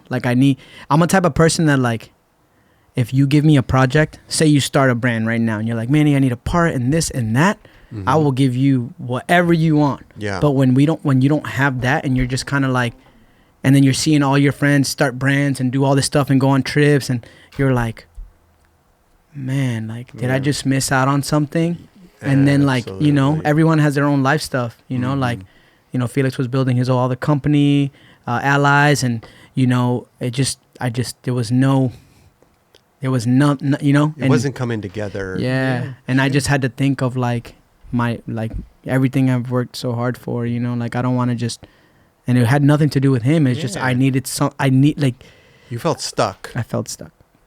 What a difficult conversation to have. Bro, it was so hard. I remember first I sat outside on the curb before I went inside, and I took a deep breath, and I went inside, and then we started having a cool conversation, same thing, and then I was like, okay, I'm gonna tell him today. So I grabbed this napkin, and I had a marker, and we're talking, and I'm just drawing on the napkin, and then I realized that the napkin is completely black, and I'm dyeing his table with the ink. Oh. And then I just I finished, and I was like, bro, I can't do this anymore. And then I looked up, and he's like, what do you mean? And I'm like, I can't do this. I don't know what's going on, but I feel like I just feel stuck. I feel like there's just nothing happening, and I don't know. I don't know what to say. Yeah. Start crying. I'm like, dude, I don't know. And then, we just talked it out, and I was like, I'm here though. I'm not going anywhere. I don't know. I guess maybe that was selfish of me, but I'm still here for you. I still want to hang. I still want to skate. If you need me for anything, I still want to be that. But I don't know. I feel like I have to do something. And then Did he ask you to clean his table? Nah. Okay. That shit was permanent. I know, it was permanent. Shit. Maybe I Every added time he goes down to eat dinner, Maybe he's like, I fuck, this is where Manny quit. or maybe I added style too, because it had paint all over. Okay, Felix, he's very designer, so it was Dude. cool table. And how did he take that, being your friend? Did he understand the situation? Yeah, he understood. Yeah. Because he saw it. Everyone it was slow. Everyone was kind of Diego had left. Cobb was kind of doing his own thing again, but he was just kind of I'm just gonna Right. switch flip the pyramid. Yeah. Doesn't skate for 3 weeks and then just does some dope ass shit table trick or some shit. He's one gnarly. person that bro. He's you and your skateboard are just meant forever. It's crazy, Yeah. bro. thank you for always letting me witness that. Straight up. Javi is a legend. Oh, yeah, bro. I just watched them learn nollie inward heel back 5-0 on a ledge on a trip before people were doing that trick, like that I saw. And he was like, I think this will work. And he does a line nollie inward heel back 5-0 like a couple tries. I'm like, wow. in what other world would you just think that would work in a couple of tries? Oh, dude. Or on this ledge? Yeah. Right. Yeah. Yeah. So Man. yeah. When you quit, when you had that conversation with Felix, did you have anything lined up, or were you No. just going to be a free agent and kind of see what's out there? No, I kind of just Did you have something in mind? I Because you just- wanted to always want to skate with your buddies. yeah. At that time, yeah, I was like, because I've always heard this too when people quit. Like sometimes people are like, oh, you need to just be by yourself for a while so you can recreate yourself, so people can like let go of the idea of you in this brand. Yeah. Okay. Right. Okay. So I was like, you know what? Like, I just want to skate and get back to where I was at. And then if something could happen, that's cool. It's fine. I want to just be able to do what I want without people just tying me to one thing. Mm-hmm. And then I remember I talked to Paul a little bit about Primitive. And at that time, Diego got on. So I could tell he was like, bro, we just, in my head, you just put Diego on. He's from Ammo. Like, I don't think, Okay. and then I'm sure there's other reasons too. And he was just like, yeah, I'll talk to the team. They want a trip. I asked him when he got back, did you talk to the team? He was like, no.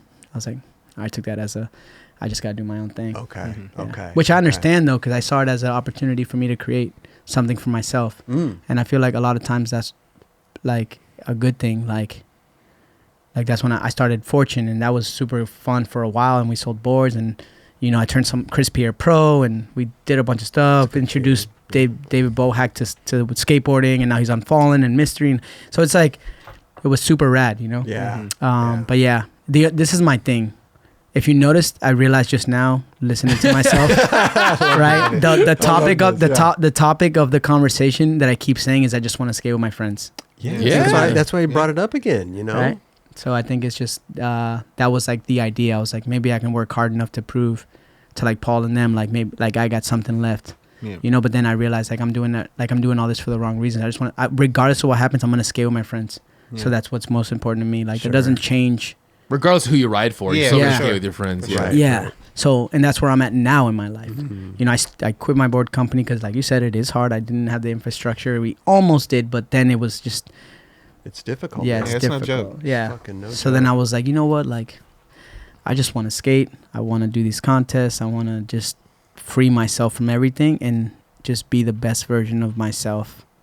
And then, Sometimes that's the best, though. no, it was when awesome. you don't have that, you hear about it all the time, right? Somebody quits, they retire or whatever, and then they're skating fucking better than ever. Yeah. And they're putting out shit, and you're like, dude, what's What was- going on yeah. here? Like, No pressure. There's the Yeah. pressure's Yeah. gone, man. Yeah. Yeah. And I that mean- could be a beautiful thing for us, for skaters. I mean, it was. There was a lot of pressure with all these contests and then the Olympics and all this stuff. And then when COVID hit, there was nothing you could do. And I filmed my best video part in 6 months. So that was no pressure either. That was Right. just, hey, like, and that was skating with my friends, me, Mike, Paul. Like, yo, guys, let's go to the spot. I'm going to fix this spot. We're going to go here. We're going to go there. Work on this trick so we can go here. And it was like, Great and timing. then, you know what I'm saying? And then, Wait, how did you become such good friends with Spanish Mike? I love when you guys hang out together. Is the best. I mean, him hang out with anyone. I know. Is no, Yeah, Mike, great, man. Spanish is the best. Yeah. He is. The Spanish, this is the thing people don't realize about Mike.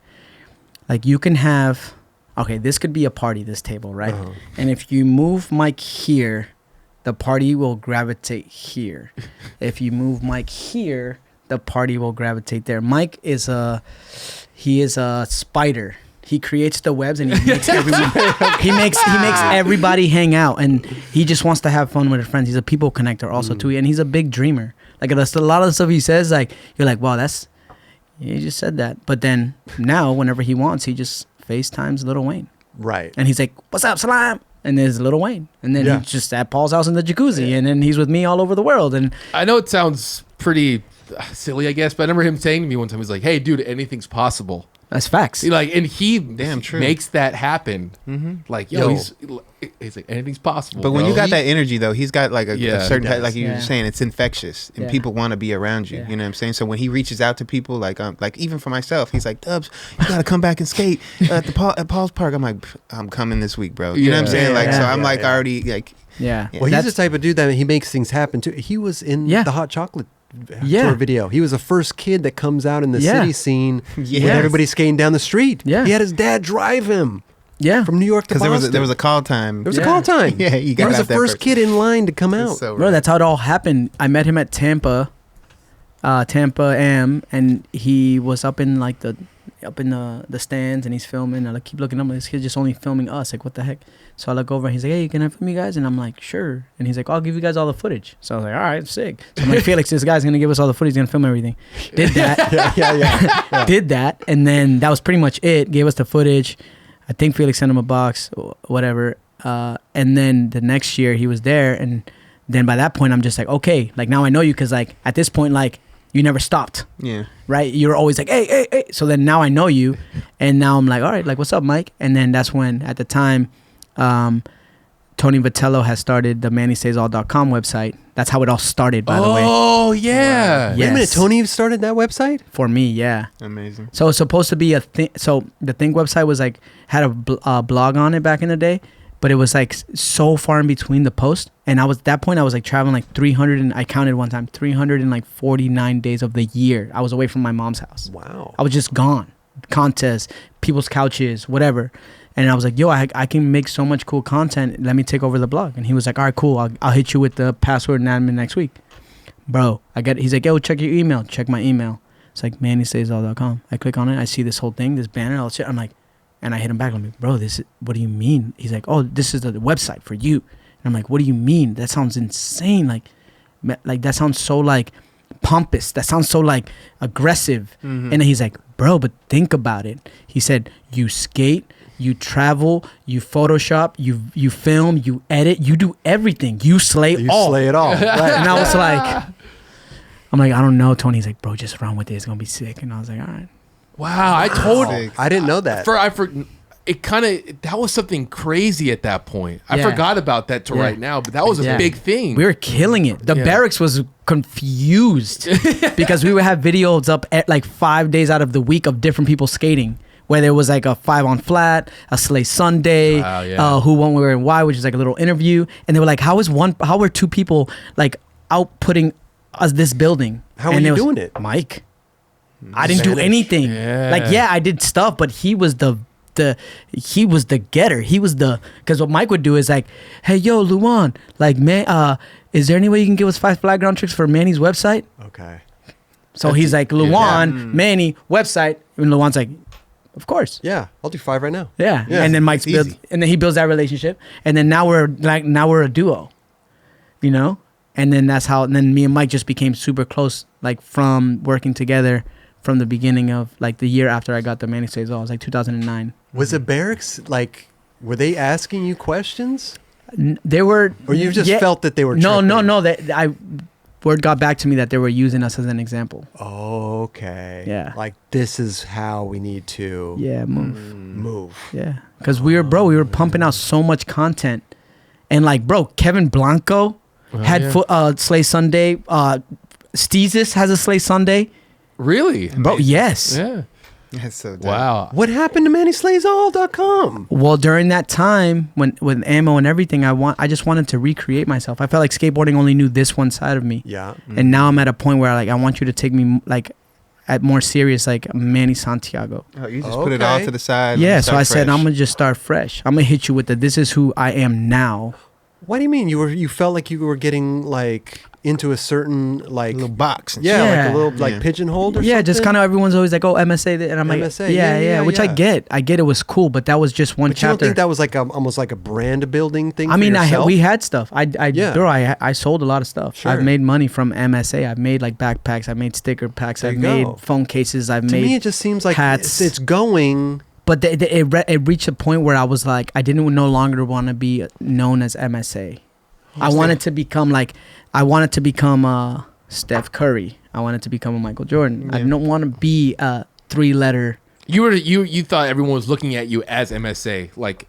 Yeah, I just didn't want that anymore. Yeah. So, like as an artist, I want to be known as Prince. Like you know me as people don't even know me as Manny. They just know Manny. Manny. Yeah. First name. Yeah. Emmanuel. Yeah, they go. Fuck. Emmanuel. I wish you had a little buzzer. Emmanuel. But listen. Emmanuel. That's how you say it. So yeah, I'm sorry. I apologize, bro. That's interesting. So looking back at that, I'm interested now if you had named the website something else, something completely opposite of your name. I think it would. It's what it needed to serve. It wouldn't have done what it would have done if it wasn't MannySlaysAll.com. It wouldn't have because it had my name attached to it. Right. Yeah. Right. But you would still be pumping out the same content. I know, but I just didn't. I was at a point where I was just called Slay.com. Well, then I would be Beyonce because she uses that now. Well, it's either at that point you're like gonna start doing more for that website, or you're just gonna be like, because of that, like I remember Mike doing the 5 on flat, bro, everything. Yeah, like it's either like Trick you get tips. to a point like, do I go more, or do I keep it the same half-assed, or do I just go? Well, it's an interesting predicament to be in. Yeah. You know what I mean? Yeah, I just want to be more like at that point in my life. I just wanted to be taken. I wanted to show Manny Santiago. I didn't want to show MSA. I didn't want to show Manny Says All. Like, I get it. It's cool. Amazing chapter. MSA on shoes. I had it. MSA on shirts. MSA on shirts in JCPenney sold out. I had it. Cool. Awesome. But now I want to take my career into like this, like, let me show you why I am who I am. Okay. Like, fascinating.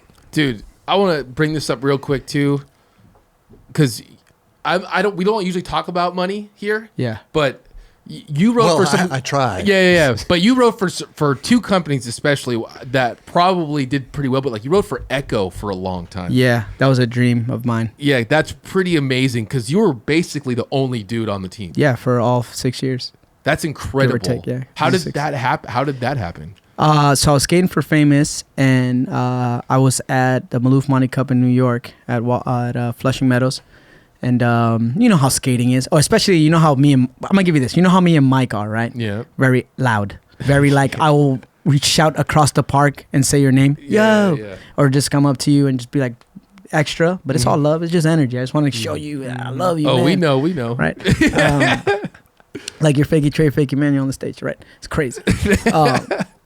And I was at the contest, and I'm like getting ready for the event, and Ben Olenek. Oh yeah, Benno was in the crowd awesome, with his girl. Shout out to them, they're cool. And I look over, and I'm like, Ben. But at that point, Ben was Ben, but it was like Ben because we know Ben. So I hop off the course. And I'm like walking up the stairs and everyone's just staring at me. Why I just jumped off the course, and I'm like going into the crowd just to sit next to Ben and be like, "What's up?" Like just because I was so happy to see him, and we just had like a really like fast conversation. And I was like, "All right, I gotta get back to practice." And he was like, "All right, go."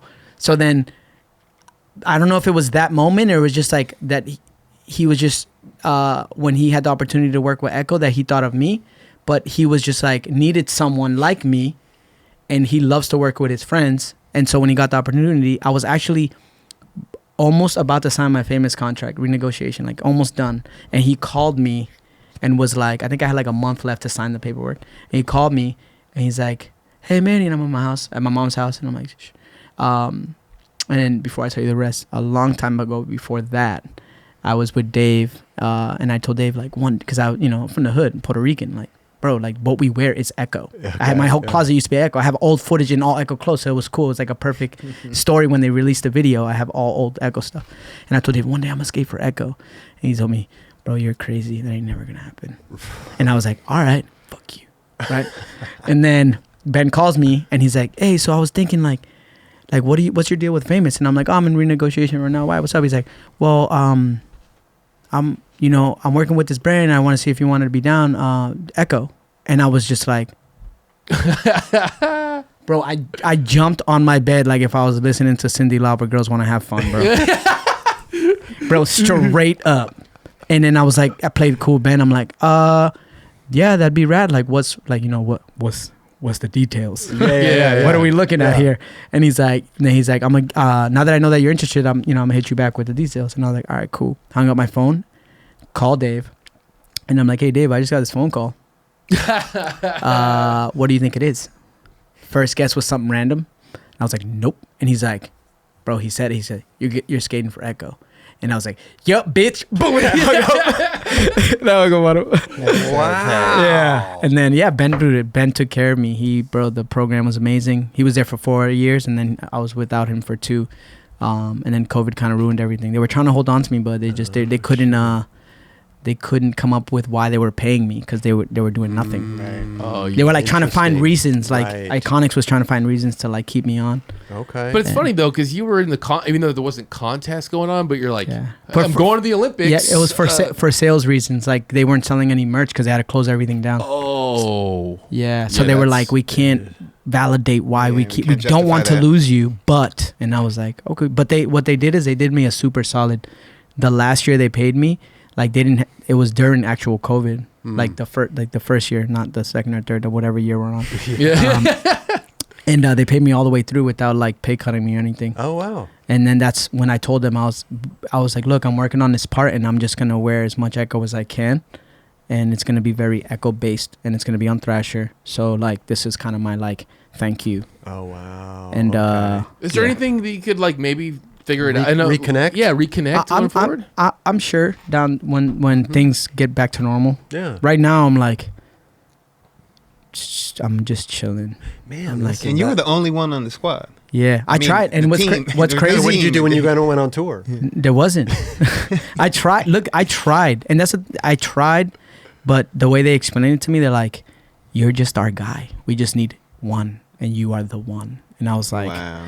"All right." I ain't Neo or anything, but I can be for you. I could dodge bullets. Mm-hmm. That's super dope. Dude, that's amazing, bro. Super Listen, dope. opportunity just knocks at your door, bro. Yeah. I love that. Yeah. Especially a company you love. Yeah. And- No, bro. you It was grew like up? you have no idea. It bro, I literally would make my mom buy me Echo clothes for school so that at the end of the school year I can wear it to skate. Oh wow, yeah. At that time I had 2 of my favorite brands were Echo, Drunken Monkey, and 555 Soul. Oh wow. And they were all very similar. Yeah. Yeah. But Echo was like, bro, that's if you're Puerto Rican at some point in your life, you have owned an Echo shirt. There's no doubt about it. Like no doubt. Or if not, you have one in the closet you never wore it, but it's there. It's there. But it's so amazing that not only you're writing for it, but they're like supporting your whole lifestyle too, like which is incredible. Bro, right? it's crazy. I had the #1 selling shirt in JCPenney's. That's crazy. I had the vice president of JCPenney come up to me and shake my hand. And I was like, okay. What was his name? And I remember he shook my hand and then he walked away and they were like, that's the vice president of JCPenney. I was like, I always trip out when skateboard brands got into JCPenney and like a Macy's. That's pretty, like LRG was getting in there. Zoo York. Vans. Like Zoo York. Vans is in there. Yeah. And Yeah. you expect Vans to be in there almost. But like when you see like a newer brand come in, got you. It's because they get bought out by the license company. So Yeah. Iconics owns like Right. And don't think that those are the best stores to be in just because you think you made it. Yeah. Those stores can fucking break you. They Yeah. can. Yeah, They can. Return yes. policy, all that their stuff. It's buybacks gnarly. and all that shit. It's Yep, like no yep. joke, bro. Yeah. If you don't sell shit in there, they can fucking bankrupt your company. Yeah, facts. Damn. Straight up. You got to sell through in those spots. Yeah, Man, he no joke. did it, bro. Yeah, they did. He slayed JCPenney. Well, that shirt had MSA on it. The shirt had MSA on it, so technically we did do that. You know what I'm saying? Yeah. You slayed it. Yeah, but after that chapter is when I wanted to just kind of like reinvent Interesting. what I wanted skateboarding to see. I didn't want them to see like this, like people have it. It's so easy for people to go, oh, like you're like this, like He's that dude. you're a Or- contest skater who's sponsored by corporate companies who you don't do nothing for skating, or you're just, and you're like, okay, then you go, you're saying that to me, who has been in the game for hella long, who has done how much in the streets, who still skates streets, who takes care of people, who gives back to the community Yeah. from his own pocket. Mm-hmm. It's like, what have you done? Straight up. And then that's real they have shit. to really look back and go, damn, I wasted all my money on drugs and alcohol, and I kind of don't have nothing now. And you're like, well, then you're the idiot. I think I'm okay. No doubt. Crazy. Yeah, man. Speak the truth. Facts, You know bro. what I'm saying? I ain't scared. Real shit. Dope. That's what hurts me. I ain't scared to speak my mind, and I will not let a company control me. Right. I'm sorry. Listen, you won't even let your own companies control you. Facts. I quit my own company. You say that. You try to give me that paragraph and I'm quitting. Oh yeah? You're getting it. I'm quitting. Yeah. Okay, so we touched on it briefly a little while ago. I said we're going to bring that back. We're going to talk about it. The Hubba Clipper. hideout story. I'm sorry, The Clipper. The Clipper story, yeah. Now, Wait, which one? Because there's two. okay, let's talk about the most recent one. There's 2 Clipper stories. Well, no, there's one that I did the Nollie Heel 5.0, and then there's the one where I had to do everything again. In Let's 2 talk days. about that one. The The one one you you had to. had to You do went up everything. there and you had to go back and do everything again, Yeah. Okay, so during. which is insane to me. Yeah, that's by the way, fucked. because you did some fucking insane shit, and to go back and do it again. So tell the story. I'm sorry. No, Go no, ahead. no. I appreciate it. So it was COVID time, and I had to go see my son. I hadn't seen him in a while. And I drove up to Oregon to see him. After I was done, I had told Mike, hey, I'll fly you into SF. The guys are going to drive up. Like Spanish my roommates. Mike. Yeah, and then my roommates. No, actually, my roommates didn't. No, Mike. Sorry, correction. Because it was 2. See. So I drove up to see my son. Then Mike drove up with Yosef, Ratliff. Yeah. Yo-Yo. Love Yo-Yo. The best. Pedro, NYC Pedro, tacos, shout out Pedro Tacos, and I don't think Scale. I think it was just them 2. Anyway, they drove up. They met me in SF. The first day, we get there, just kind of, think we were just like kind of getting our legs loose. We go to the Pier 7. Okay. The wood's still there, super janky. Like if you get to the nose man on the other side, the wood goes up on one side. Oh, yeah. Yeah, with all the grooves. Yeah. So I go there. I start like, front shove nose manual nollie flip. And I started messing around with front shove nose manual nollie tray, which is a trick I've always wanted to do. And then I rode away from one, not realizing I was riding away, and I was super hyped. Okay. It's like one of those. Wait, front shove nose mail nollie tray. Yeah, with That's the a good bird. one. With the bird, though. Ooh. The bird's It's a bonus. Yeah, Yeah. The Wait, bird. wait. The bird is it's flying or the scooter? The bird that's flying. I know, So- but it was a A legitimate flying question bird. to ask these days. True. So the bird's flying. I landed. I tic-tac a little bit, like just one tic-tac. So I was like, man, I should probably do that again. So I started trying it again. And then, it gets harder and harder the more you try it after you land one because you're already excited you landed it. I already got one in the bag. And then I rewatched it again. I'm like, bro, I got to keep that one because the bird literally is in the frame with me flying as I'm like pushing up to it. So it's like very iconic. Right? So like, cool. Do that. Then the next day we go to the Navajo High School, the double set that's under the awning. Oh, the Marin double set? Yeah, the one Justin Eldridge hard flips in the commercial, the S Yeah, commercial. yeah. Like Artos switch trays it. Yeah. So the idea behind the part was to emulate a time in skateboarding that was dear to me, which was the early 2000s, and skate spots that people skated back then. Also complement tricks that were done there by doing a similar trick or film the trick similar to how their tricks were filmed. Got you. So there was like a lot of concepts to the video. Also like it was very double angle based Yes. because all of the videos back then, including Shane Goes, which is a newer video, has a lot of double angles. So the goal was to mimic that feel, Okay. right? I'm assuming that you looked at me because we talked about in the experience Yes. and I We called did. that out. Yes. A lot of double angles. Yes, I listen. I have ears. So clear that up. And then so we go to the double set. I bondo it, sand it. Arto does fakie flip, no push, switch tray. So I did nollie flip, no push, 3 shove. So I get that clip. Okay. Super okay. hype. Then we go the next. I think one day. Then the next day we go to the downhill mani pad, the one in Sac. That's Oh, when the you, rock that's one. when you hit me Okay. up. The So- rock one. The Yeah. Pebble Tech one. So yeah, Yeah. yeah. So Dubs does nollie laser flip manual. Hard. Yep. Okay. Yeah, Yep, this yep, last yep, trick. yep. And then Paul does. I think it's Paul does nollie 180 heel switch manual, and then Jeremy does switch tray manual in another video. So I was like, okay, now what can I do here? So then I was like, all right, let me do fakie 3 shove switch manual and film it exactly how Dub filmed his nollie laser flip manual. So get that. Oh.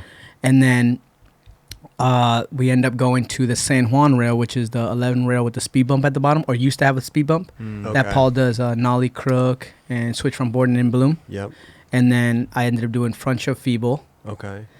Then we go the next day. I think we ended up going to Clipper, and I ended up doing Bear Hill 5-0. Okay. Mike's car had a recall, so he had to extend his trip. So we had to get, the goal was to get everything done before Monday. So we got everything done by Monday. We had to get a new Airbnb in the city, so because Mike returned his car, and then we had to wait till Wednesday so that when he got his car back, we can leave. Okay. So on Monday we leave. I think it was Fremont, and we drive into the city, and we stop at the park with the full houses.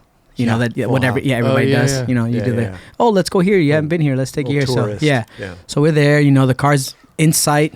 Got the blanket down. Got the Mary J. Blige banging. We got a couple Trulies. We vibing. We at the park. I'm like my rest day because the next day we were gonna go to the Folsom High 11. So I was just like, just chill day or whatever. And we're sitting there, and then Johnny ends up. He's like, I gotta go to the store. So he gets my keys, goes to the store. Comes back. When he comes back, we're just chilling. Johnny's like walking up to me, but he's like it's a different kind of walk. And I'm like looking at him from far, and he's like, he gets really close. He's like, hey, the window's broken. And I'm like, what do you mean? And then he's like, the window's broken. And when I like look behind him, I see that the window was shattered, the back window or the driver window. And I was like, no. And then Mike overheard it, and Mike ran straight to the car. And I was like, oh, this cannot be good. I already know how Mike's going to come back. I hope that nothing's gone. Because all our stuff was in the car because we had to move Airbnbs. Right. He was running back, pale white, hyperventilating. It's gone. It's gone. And I'm like, Mike, I need you to calm down. Like, what's gone? He's like, it's gone. Everything is gone. And I'm like, what do you mean everything? And he's like, bro, my chest hurts. He falls on the ground. He's just hyperventilating. And I'm like, Mike, I need you to like breathe deep, get up, tell me like what happened. He's like, they took the backpack with the hard drive. All the footage is gone. Oh my gosh. And I was like, okay. But in that split second, I was like, I can either do two things. I can get really mad and explode and be as mad as Mike and make things worse, or I can calm the situation and first need to calm him down. Poor and man's then gonna have a heart attack. And then kind of like control the rest of the situation by thinking on the other side of the cup, right? So I'm like, Mike, it's okay. It's just footage. Like, it's fine. Are the cameras in the car? He's like, yeah, the camera's in the car. I'm like, so it's fine. I'm like, I need you to calm down. I'm like, we go get the window fixed.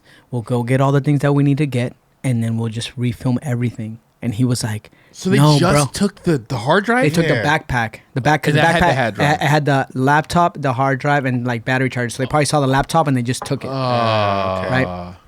And then so he's like, no, we're gonna scan the park. Like all stuff. So they start scanning the park. I go to the park and I'm just cleaning all the glass, knowing that there's nothing we can do. He's gone. Person's gone. Yeah. So clean as much glasses out as I can. Get in the car. I call the window people and I'm like, hey, like, I'm from out of town. I need my window fixed. I know it's late, but like, are you guys open? The guy's like, no, we're closed. Call the next guy. Hey, like, same story. The guy's like, oh, it's getting late. And I was like, bro, I'm not from here, and like, I'm staying here the night and I need to get my car fixed. Like, please. Call drops. And I'm like, bro. So I'm trying to stay as calm as I can. The guy calls me back, and then I was like, hey, and he's like, and then I was like, is there someone you know or anything? He's like, we could do it. Send me your address and we'll be there in 15 minutes. Damn. So I sent him the address we'll be there in 25 minutes. So I sent him the address to the new Airbnb, and then I asked Mike what specifically was missing from, like, what was in the bag. So he's like, couple batteries, a battery charger, the hard drive, and the laptop. And I said, all right, cool. We're just going to go to Sammy's and I'll buy whatever you need me to buy so you can calm down. Like, we're going to get everything back. Right. And so we go to Sammy's.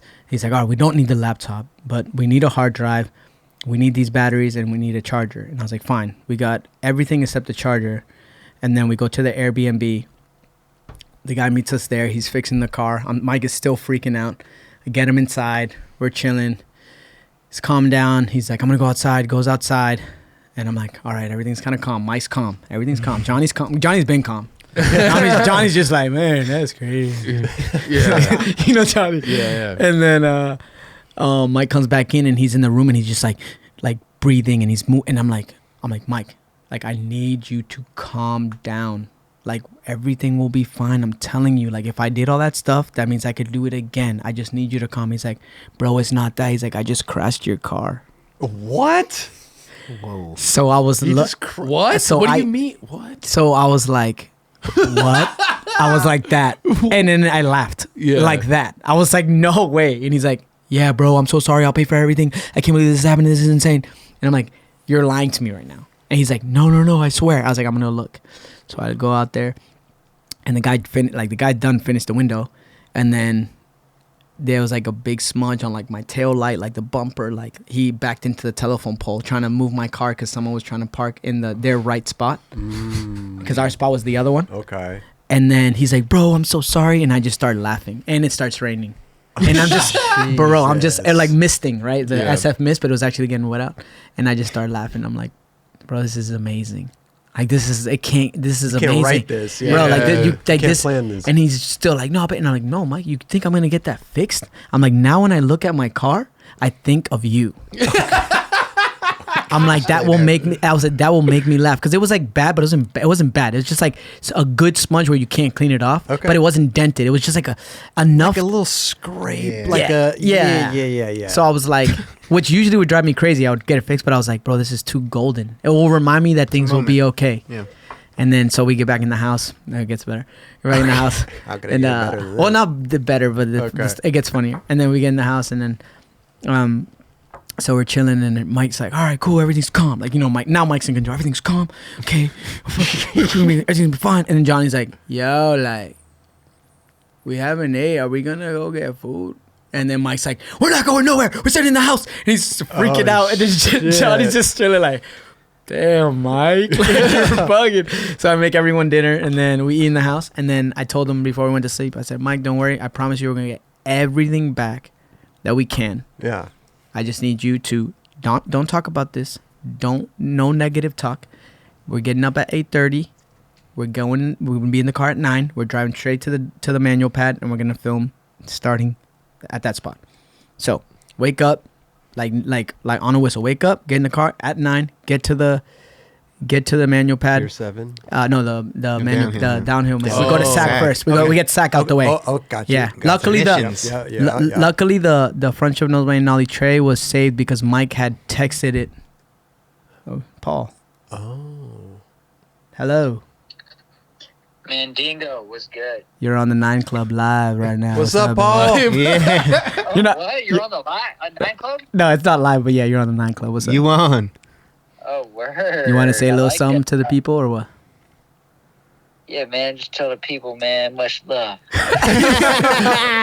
You already Now, know. I'll say something to you. What's up? How you feel about 8:30 tomorrow? Whatever you need, bro. I'll show up 7:30 if you need.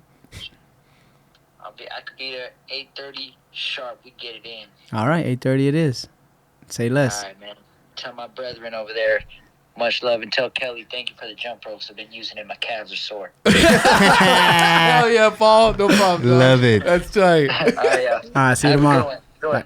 Later, dog. Oh, yeah, man. The best. That's amazing. Good. P-Rod. Yeah, good. Making an appearance. The boy. Yeah.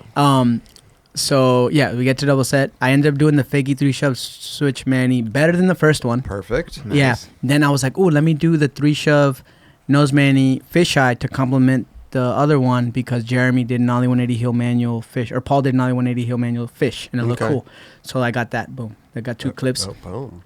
Get to These are hard tricks, by the way. Shit. get to the 11 front shove people the rail faster and better than the first time. Oh, this day's looking good. Yep. Okay. So are Good, you're yeah. doing it in order of the way that you think you could, like, it's easy. Get everything done. Yeah, Yeah, okay. yeah.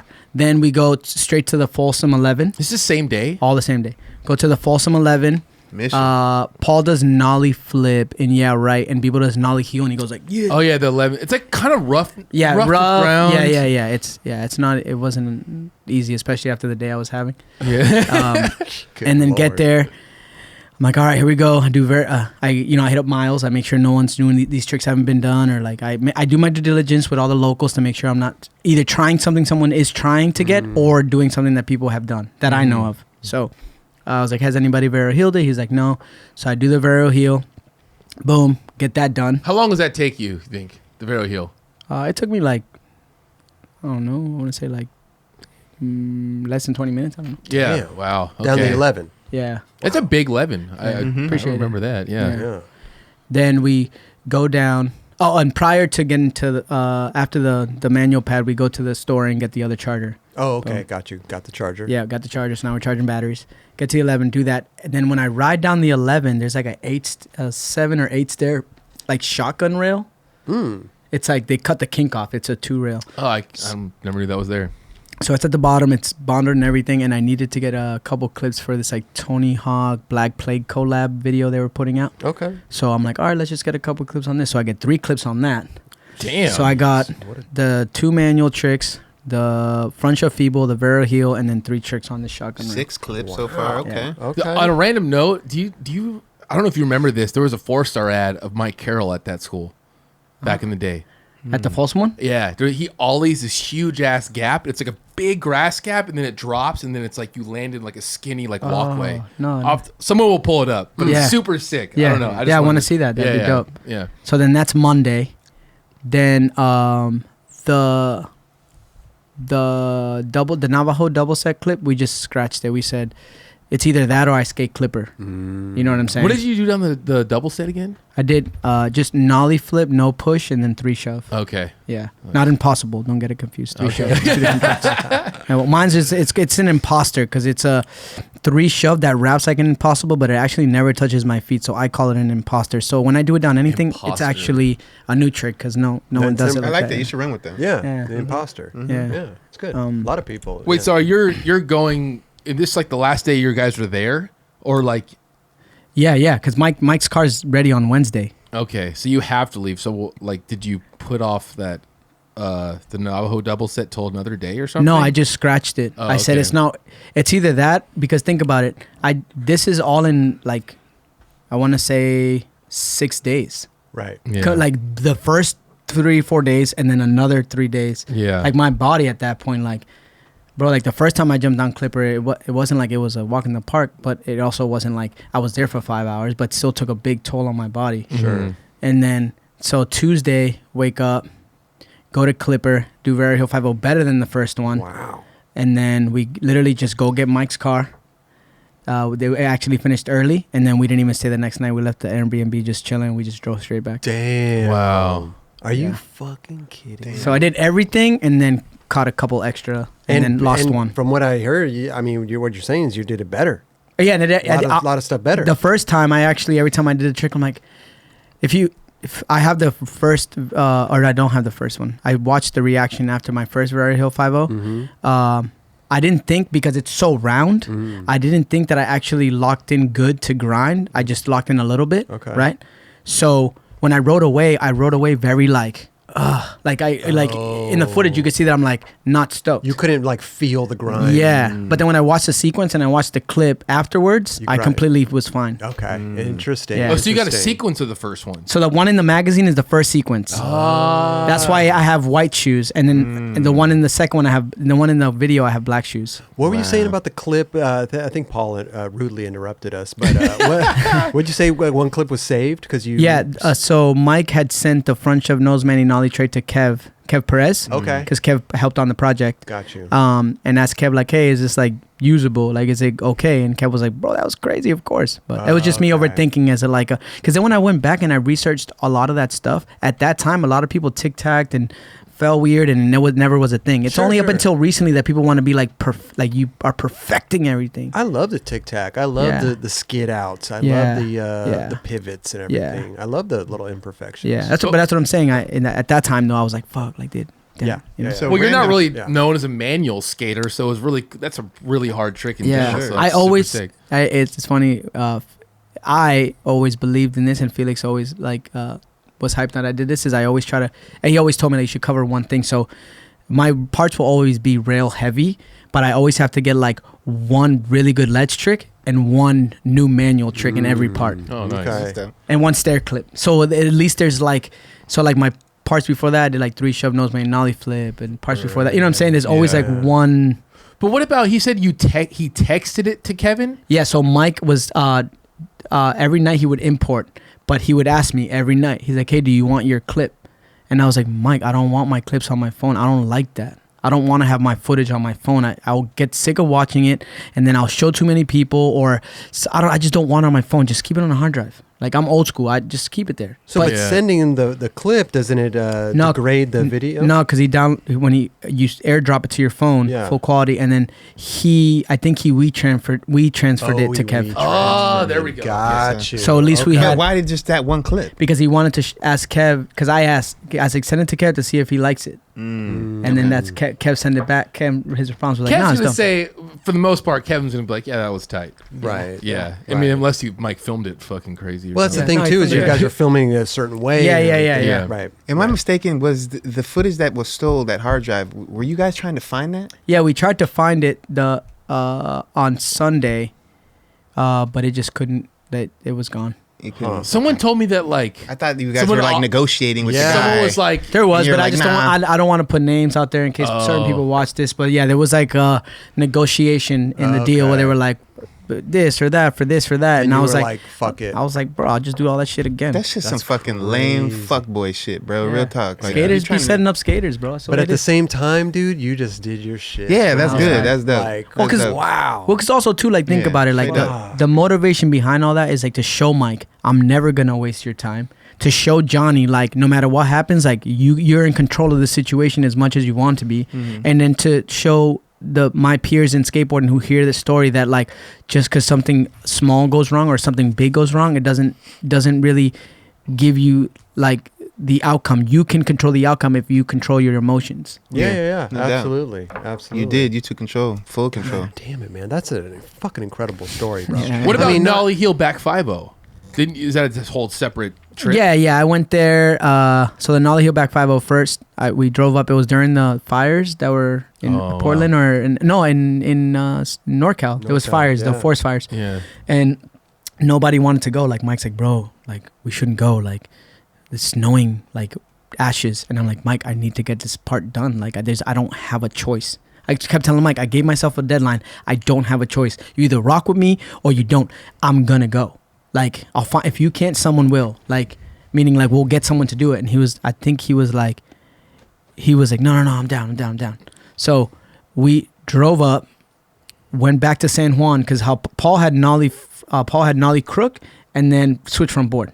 So I wanted to do front shove feeble and kickflip crook to kind of like give that, like, that was that big rail and sack, right? Yeah. The speed bump. Yeah. And also feel like the kickflip crook is filmed from like the roof straight down, like Paul switch from board. So it's just kind of to complement all these, the era of skateboarding that I like.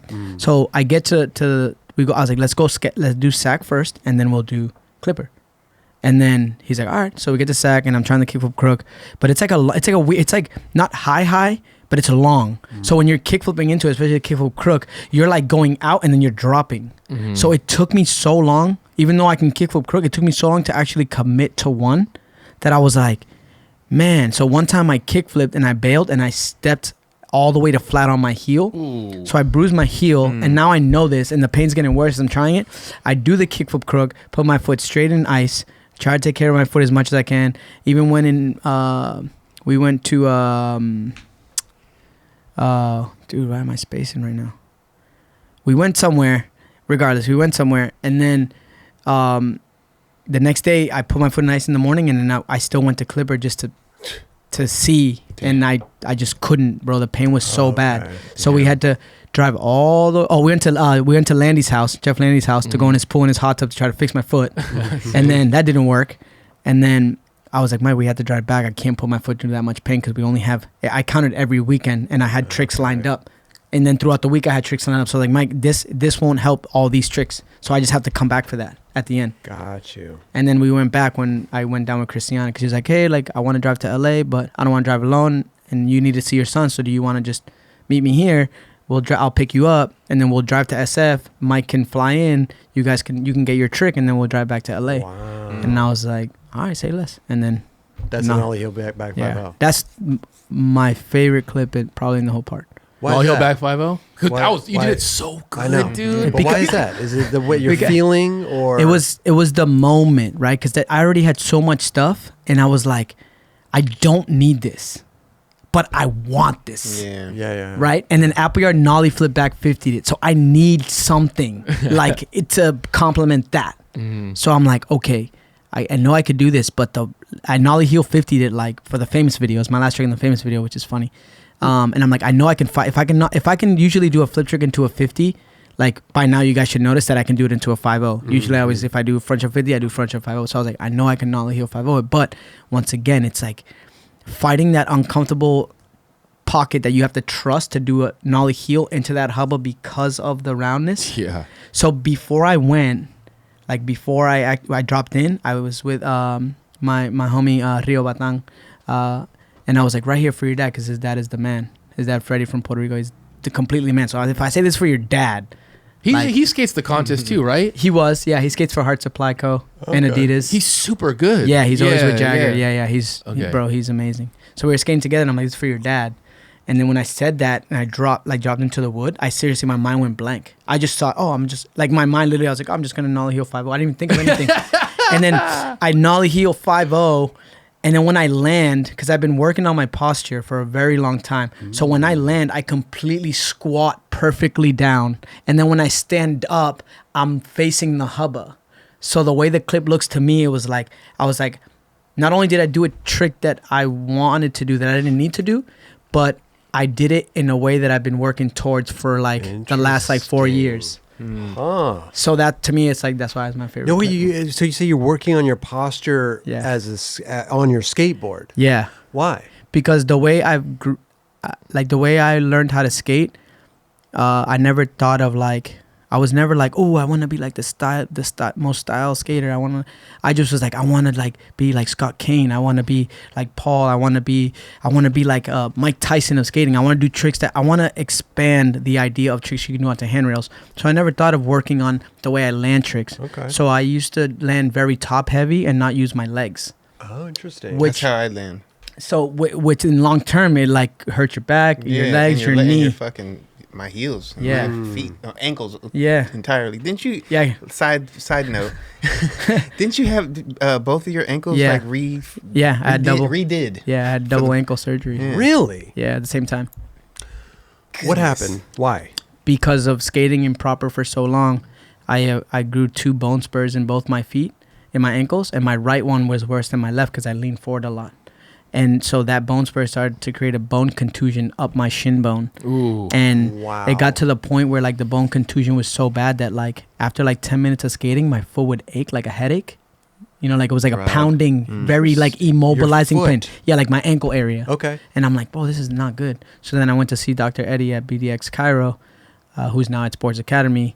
And they did like a whole MRI scan, all that stuff. And he was like, Dr. Robinson, which was the in-house doctor, was like, I walked in and he's like, had a paper. And the paper was like hella long, of list of things that were wrong. Oh, shit. What? And he was like, I'm not even going to show you this. He flipped it over.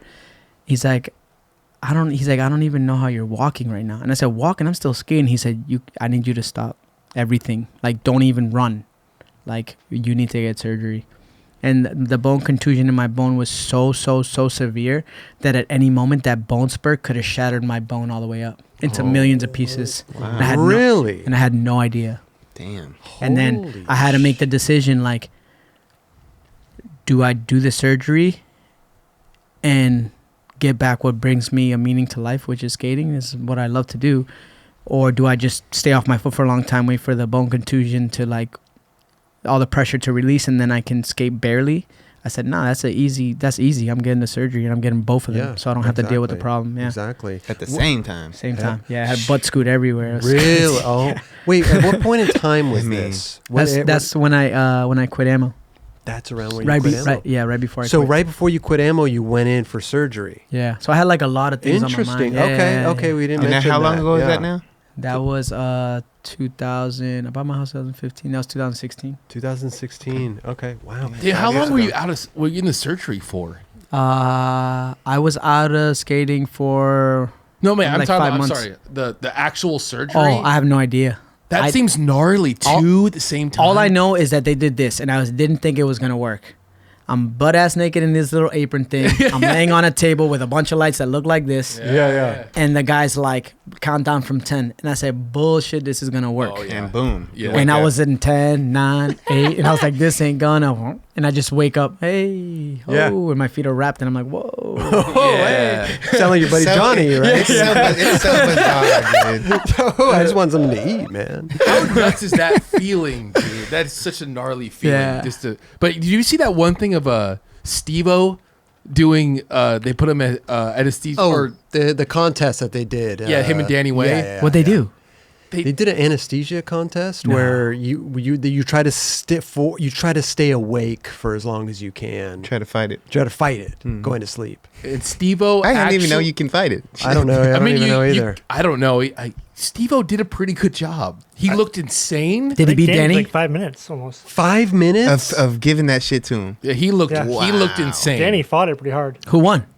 I think Danny did. No, I think Steve-O did for sure. I thought Split decision. I could easily be wrong on this, but I thought Danny was out in like a couple Yeah, seconds. he got I don't know. smoked. Huh. That's crazy. I don't know. So how long were you out from skating from those two ankles? I want to say like 6 months, like where I was Okay. like skating again, like doing like my tricks, give or take.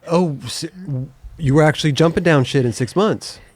I'm pretty sure I made. That's kind of quick. I made one street league appearance that year, and I got the surgery in like February. So yeah, I believe so. Wait, so it Wow, was. amazing. I'm sorry to interrupt. It was you took out bone spurs. Yeah, they shaved down the bone spurs, cleaned up all the cartilage and whatever was like messed up down there. So And you can then- recover from that pretty Yeah, quick. there was Yeah, nothing yeah, yeah. broken. Yeah, Yeah, okay. and It then wasn't- and then they drilled a bunch of holes in the bone contusion so it could release the pressure. Right. No, but when you say surgery, you're like, fuck, surgery. You know? Yeah. Wow. Well, No, it was- especially as a skater, man. It's like Yeah. our ankles Yeah. are Yeah, because you the know. the range of motion in my foot are really bad at the time, so that's why it kept happening. And then I was like, bro, like I need to fix it. So then even after that, though, even after I recovered, I had to like fix what was actually wrong. It wasn't so much. Yeah, my ankle capsules are tight still, but it's more my hips, my posture, my back, the way my quads are so tight from skating improperly for so long that it doesn't allow me to squat properly because it pulls on my knee.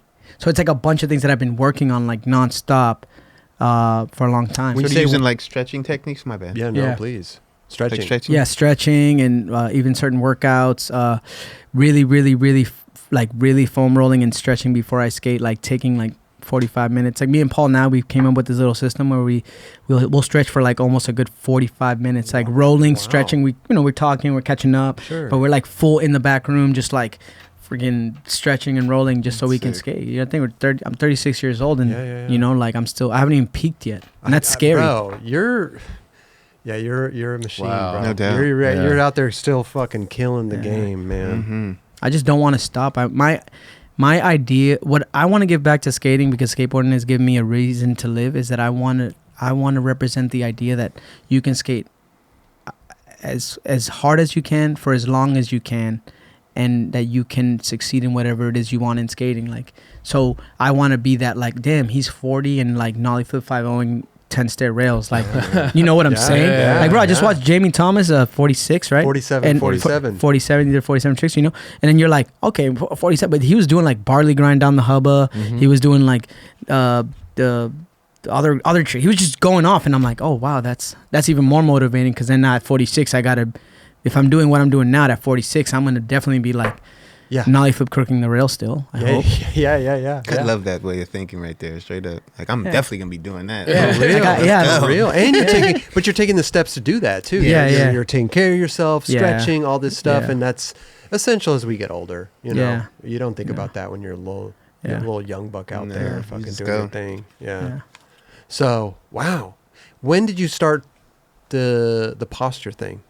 The actual posture was during COVID. Oh, We- that's we- when did you start thinking about? Did you always realize that and like No, you just I always never made knew. the change? I just never made the change because I was Interesting. still landing stuff. Okay, Um, that's a thing. Straight up, I'm still getting it done. And that, Yeah. that's interesting too, because sometimes you think maybe if you change something, is that going to change your skating and your Yeah. way that you're going to land Well, something? it like- happened to me after surgery. I was like doing, luckily I have the blessed enough to have a skate park in my backyard. Yeah, So yeah, let's talk about that next. I was doing big spin board sides after my surgery when I got to that point. And there was a lot of times where I was doing front shove and like almost sacking every time. Because when I started skating again, I started skating straight symmetrical. And the way I skate is I lean a little bit forward, and that's what gives me my edge and tricks. And then once I realized that, I was like, let me skate back to a little bit how I was skating, and then over time slowly bring it in. Oh, interesting. Now that's interesting that you could even have the to adjust something like that, doing a trick down a rail. Like Yeah. for me, I'm just a spastic dude. Like I'm a manualing. I'm not really, you know what I mean? You just like, do what comes natural. Like, Yeah. It's not like you're trying, okay, I have to be like this. okay, I'm No, gonna get on like- the rail, but I'm gonna like straight and like. I mean, that it's nose grind crazy. at the courthouse was pretty jacked. You have to have a lot of balance and adjustment to hold that long. Well, I'm not conscious of it. Okay. You know what I'm saying? Okay, I'm not yeah. like, And oh, you're- I'm not in. You're like, I'm gonna nose grind this. It's just intuition, right? You're Yeah. not. I'm not concentrating on a certain like. Oh, I've got to like do. Yeah. You think about it before the trick, Yeah. right? You're like, okay, my shoulder, I got to do this. Yeah. But you're in like- the middle of it. No offense to, I mean, more of all of us. We kind of keep me, you, Jerron. We kind of keep to the ground. He's Fuck yeah. Yeah, like Manny, you're like repeatedly jumping down stuff, and so you're Yeah. calculating everything so much differently than Yeah. we are almost. Definitely. Yeah. You I know, see that. So like, I just can't picture that in my mind. Yeah, I can't it's- picture flying down something and adjusting your posture. Yeah. yeah, thinking or about the way that, that you're leaning. Yeah. thinking about your Yeah. posture while you're flying through the air. Exactly. That would be the That's what last I'm thing saying. I'm thinking about. Yeah. Yeah. Yeah, there was a time where I was like purposely, I'd be in the backyard and I'd be like during filming for the tricks, like I'd be like, oh, I gotta go film the tricks. I'm work on in the Yeah, backyard, yeah, just yeah. have fun. Sure. And I'd purposely like say I'm doing like heel flip feeble the rail, or I'm like whatever, like even like a pop shove it down the stairs, which I started doing. It was kind of fun. I was pop shoving the stairs, and I was pop shoving, and then when I was landing, I was purposely in the moment right before I landed, I would tell myself like, okay, when you come down, make sure to like tuck your glutes in, stiffen your back up, and squat down, and like. From the first try to like the fifth one, I was seeing the difference of how my body was like Interesting. coming in versus me just going. Right. Yeah. Right. Yeah, you're absorbing the impact in a different and way. it feels cooler. And I realized too is like the more I did it, the more my right knee started hurting. The more I was skating more proper, I was like, but why does my right knee hurt if I'm skating more proper? Can adjust And it was it. because when I was coming down, my body's not used to squatting like that. So when it goes down, it actually pulls on my quad. So what I had to adjust was stretching my quad and rolling my right quad Yep. more before Gotcha. I skated, so that when I was skating, it wasn't as tight. Yeah. Right. So now my goal is to be able to like, the stretch is when you sit on your knees and then you put like your butt cheeks to your heels, where Yeah. you go, you kind of sit up and then you allow your whole back to hit the ground. Right. Yeah, like the. That's a tough one. Yeah. That's a Yeah. tough one. Dude. Yeah, I get stuck here, and then my back bends because my quads are so tight. They stop. Yep. Yeah. Yep. So that's where I'm fighting, is to you tighten your I glutes definitely up. have that problem, bro. Yeah, you tighten your glutes and then you slowly like fall back, and then when you can start with a bunch of pillows behind you, and you just put upon your pillows, and then you just sit there, and then. Once a week you take one pillow out so that you start actually going down over Yeah. time. And it's- everything's connected too. Yeah. You got your your quads. You got your yeah, all your whole the whole it's everything, man. Everything's- Calves. yeah, That's what the word yeah. I was looking for. Yeah. I got tight calves. yeah. I always got to stretch my calves before I skate. The good one is that you get a fat wooden stick, Uh-huh. and you get it like maybe like this long, and you do that same just sitting, and you put the stick underneath your calves, Oh, and you good sit down on it, God. and then you hold the stick and you slowly roll it down your Oh, calves. good With your body God. weight. I would die. Yeah, I do that when I before I Really? skate. There Yeah. you go. Bro, I would die. Yeah. But it gets easier after you try it, right? Yeah. See, it's easier. Yeah. Yeah. Yeah. I just do the runner's stretch, against a wall and stretch the calf. He laughs. Manny, Like that just pulls listen, it works for me. Yeah, You know what I'm I'm saying? happy for you. Yeah. It works for me. No lie, every session. Every session. No, I gotta that's good. stretch the As, calves. as long as you're consistent, that's all Well, that matters. I had Achilles tendon issues. Oh, wow. And Achilles tendon issues come from tight calves. So I always make sure I stretch my calves. There you Yeah. go. Backyard. Skateboard. Listen, this man has a skate park in his backyard. It's Yeah. every fucking kid's dream, yeah. right? You bought your house, what did you say, in 2015? Yeah. Was that Yeah. a goal to buy a house and Yeah. make a skate park? I wasn't buying the house if the backyard wasn't big enough for the skate park. Okay. So Okay. when I was looking at houses, I'd be like, yeah, the house is cool, and I would walk to the back and be like, Not and- good. and I would I see- can't see it. You can't yeah, see it. I didn't see the layout, but with this one, I was like, it just big enough. It's just big enough. And then as we were building it, people were like, bro, it's not big enough. And I was like, just wait, let me finish. We Let gonna me make finish. this work. Did you have in your mind what obstacles you wanted there? For sure. I wanted the Barracks 5 Okay. with the Oh, rail that hubba. was that's a good. Yeah, that's reference. perfect Yeah. dimensions. And then obviously I want an A-frame, Yep. but it had to be a little smaller because of the space. And of course a ledge that you can move anywhere because we love Got ledges. you. Okay. A perfect hip and a manual box, a Got it, flat yeah. bar. Yeah. And everything's interchangeable. Like you can take the flat bar See, I love out, you that, can move yeah. the Manny pad around. And Who made it? good. And a basketball hoop. And a basketball hoop. That's right. Yeah. Mike Roki. Yes. Yeah, he does all the best Mike work. Rookie If you is have the any best prep. Shout out to him, bro. Yeah. Oh, If you yeah. have any, if you are someone out there and you want to build your own skate park, or you are building a skate park for your town, or you're trying to build a building and start a business, Mm-hmm. Mike Roki is the guy to build it. Okay. Hard worker, bro. Bro, He gets it done. And the details. All Pulse about Park. the Pulse details. Park. It is a Oh, showroom. There you go. Crazy. Yeah. Showroom. It is. It is. Yes, yes, it is. Nale. I love that. It's Nale. It's not. It is gnarly.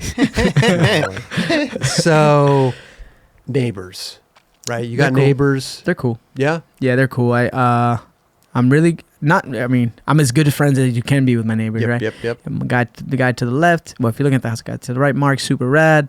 He's the only one that kind of like is like if we skate past a certain time, you Yeah. know, he's like, hey, you know, he does the Mr. Wilson thing. Mr. Where he Wilson, pops his head up and he's like, Howdy, hey, neighbor. yeah, howdy, literally, like, hey, what's up? Howdy ho. All he has to do is like put his eyes up Yeah. and he's like, man, he knows. Yeah, no, everybody knows. yeah. They just like, sorry, Mark, and they shut the lights Okay, off. But the okay. rest of the neighbors are really rad, really cool. I mean, skateboarding makes a lot of noise. It does. Yeah, does. I mean, we held the contest in the backyard. That was know. insane I'm sure during you had to go COVID. to all the like neighbors and be like, hey, like, You know is it what? okay? Like, I no? didn't. You didn't even tell Mark. You I went and didn't. popped I his told head no. over I there. told Mark, but Mark Okay. wasn't there that weekend. I don't think. But I told all the other neighbors. And I didn't tell the other neighbors. But what was cool is that there was the couple neighbors who were actually like would climb up and where they were watching over the fence. Okay. Because they're announcing and stuff too. No, it was straight like a straight contest live. There was cameramen, like big cameras on the roof. It was like it felt like back in the, I mean, I don't know, but back in the day, Venice Bowl Jam things that they used to have with all the people around, it felt like that. Wow, that's Yeah, sick, dude. it was rad. That's incredible. Yeah, it dude. got done. It was cool. We had a great time. Crazy party. Chris Cole almost popped my basketball throwing it off the quarter pipe, but he made it in the hoop. Where are we at with that contest? Is that still like going? Yeah. So now what's happening with that backyard skate battle is now turning into PSA, which is like Premier Skateboard Association, which is, you know, like a NBA's Mhm. PSA. And we are doing an event in December. And then we're launching a full schedule for next year if COVID provides it. Okay. Dope. Yeah. Dope. We meaning because I'm skating in it. Yeah. And you not in just your backyard, but a bunch of places. Yeah, it'll be Yeah. throughout the U.S. and it's gonna be sick. It's you know, same amount of guys, same amount of girls. We're trying to fill those spots, Yep. and then like the guys and the girls get equal pay, Okay. Damn, Dope. Hell that's yeah. and sick. it'll Yeah, yeah, yeah. it's gonna be That's super dope. yeah. So PSA next year is gonna be dope. Look out for it. It's gonna be more of a different style contest. It's Mm. jam format, 3 minutes, 3 sections with your friends. Everybody gets paid. Everybody has fun. Okay. Everybody shows up. That's the homie Shelton that helped put that Sheldon, together. yeah, Right? he's putting it together. Yeah. Yeah. Listen, put a little money in skaters' pockets, bro. Facts. Love it, beautiful, bro. man. It's That's beautiful. awesome. Hell yeah. You seem like a very calculated skateboarder. Could I say? Like Yeah. you have a plan of action Yeah. every time you go skate, Yeah. or do you like the spontaneousness of some sessions?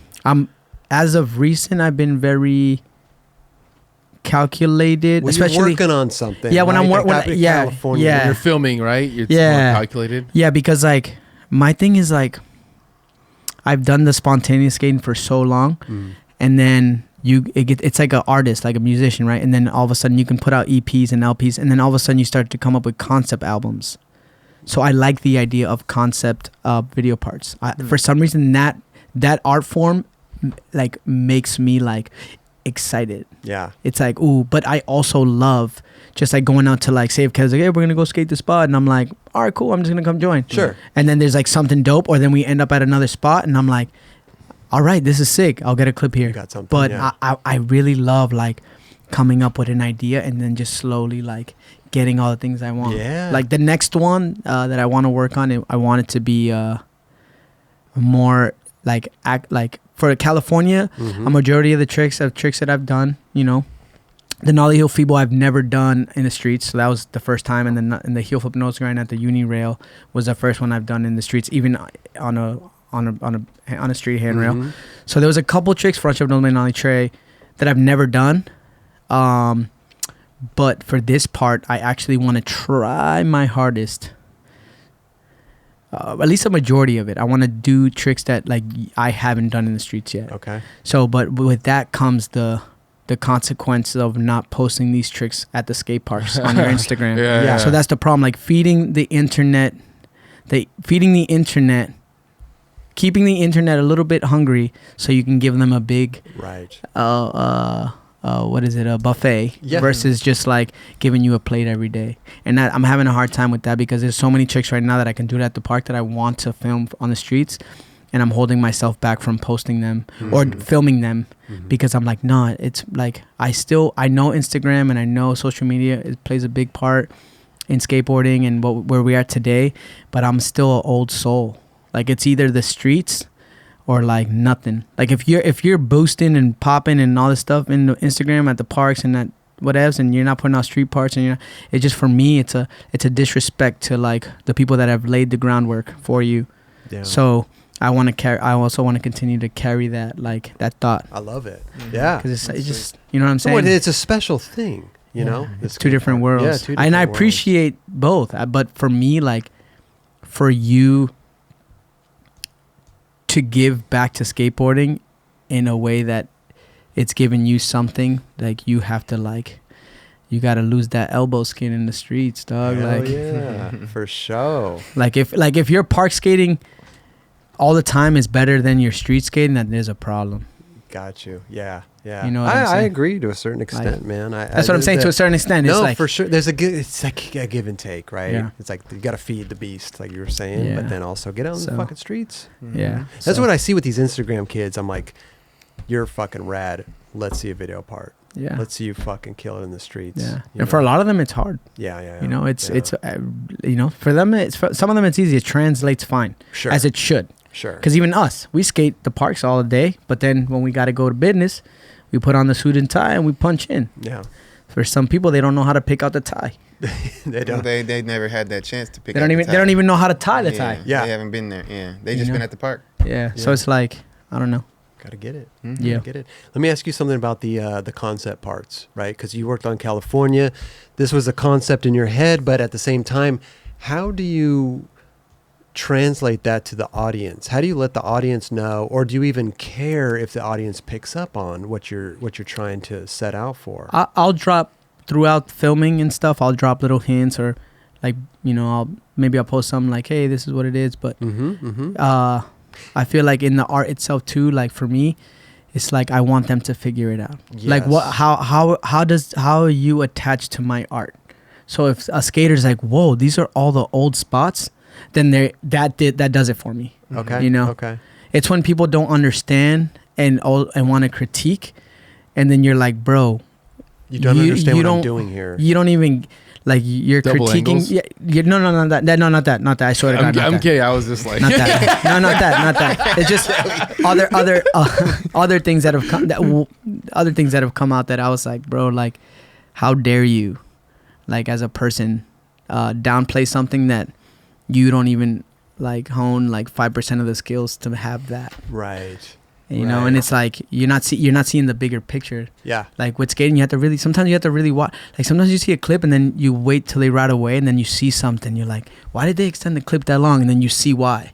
It's like there's more to parts. You have to a really lot of watch. people don't do that. No. That's like, and that's what we're talking about. Mark Suchu, he's very into that stuff too. Yeah. Which The It's 'cause you get- 50-50 at the You end. just Yeah. get. It's because you get. The thing is, you get bored as a skater after so long. If like your projects aren't like with your friends all the time, then you get like, what is it that you're really filming for? Yeah, you're just I'm just aimlessly filming, going and out then filming. put everything Yeah. together and then just tie with a bow, or you film with the team for a long time and then the editor will put a piece together and you're like, yeah, I was part of all those days, and I got him water that day, and then like I got his back that day, and this clip goes with that clip. And like for me, it's like I like to like give more to the depth of the project. Sure. You know? No, it's interesting. The concept part. It's like we were talking about, like Mark Succi with the verso part. You know, it's like he didn't know if people would understand what he was doing. Yeah, you know, and so he just kind of got to put it out there. And then some people figure it out, but I think a lot of the people nowadays they just consume it and they're just Yeah. looking They at it. don't and be care. Like, yeah, they mix they go to the next one. But then there's you some know? people that depict it and be like, okay, I see what he did right there. And Right. It's pretty clever. Right. Yeah, like if someone does, like, for instance, someone does, I love this when people do like mirror lines, but you don't catch it. Mhm. Like say you do, or Oh, someone does this, right? Like nollie flip crook, boom, and then they push, but they do the push, like the Mongo they push switch body the- varial, yeah, but it yeah. looks smooth, and then they Yeah. go fake kick flip crook, and then someone's like, that's two of the same tricks, and you're like, no, it's not. You know how hard it is to do fake flip crook off your nose, Yeah. Yeah. or like if you do like say you do this one, I love this one, but people always like, why? Kickflip crook, boom, nollie flip crook. That's two crooks. It's two different tricks. He's doing kickflip and a nollie flip. It's two different tricks. This is how you do it. Yeah. How you Yeah. put it together, right? Yeah. So it's like, Yeah. Mikey Taylor. What did he?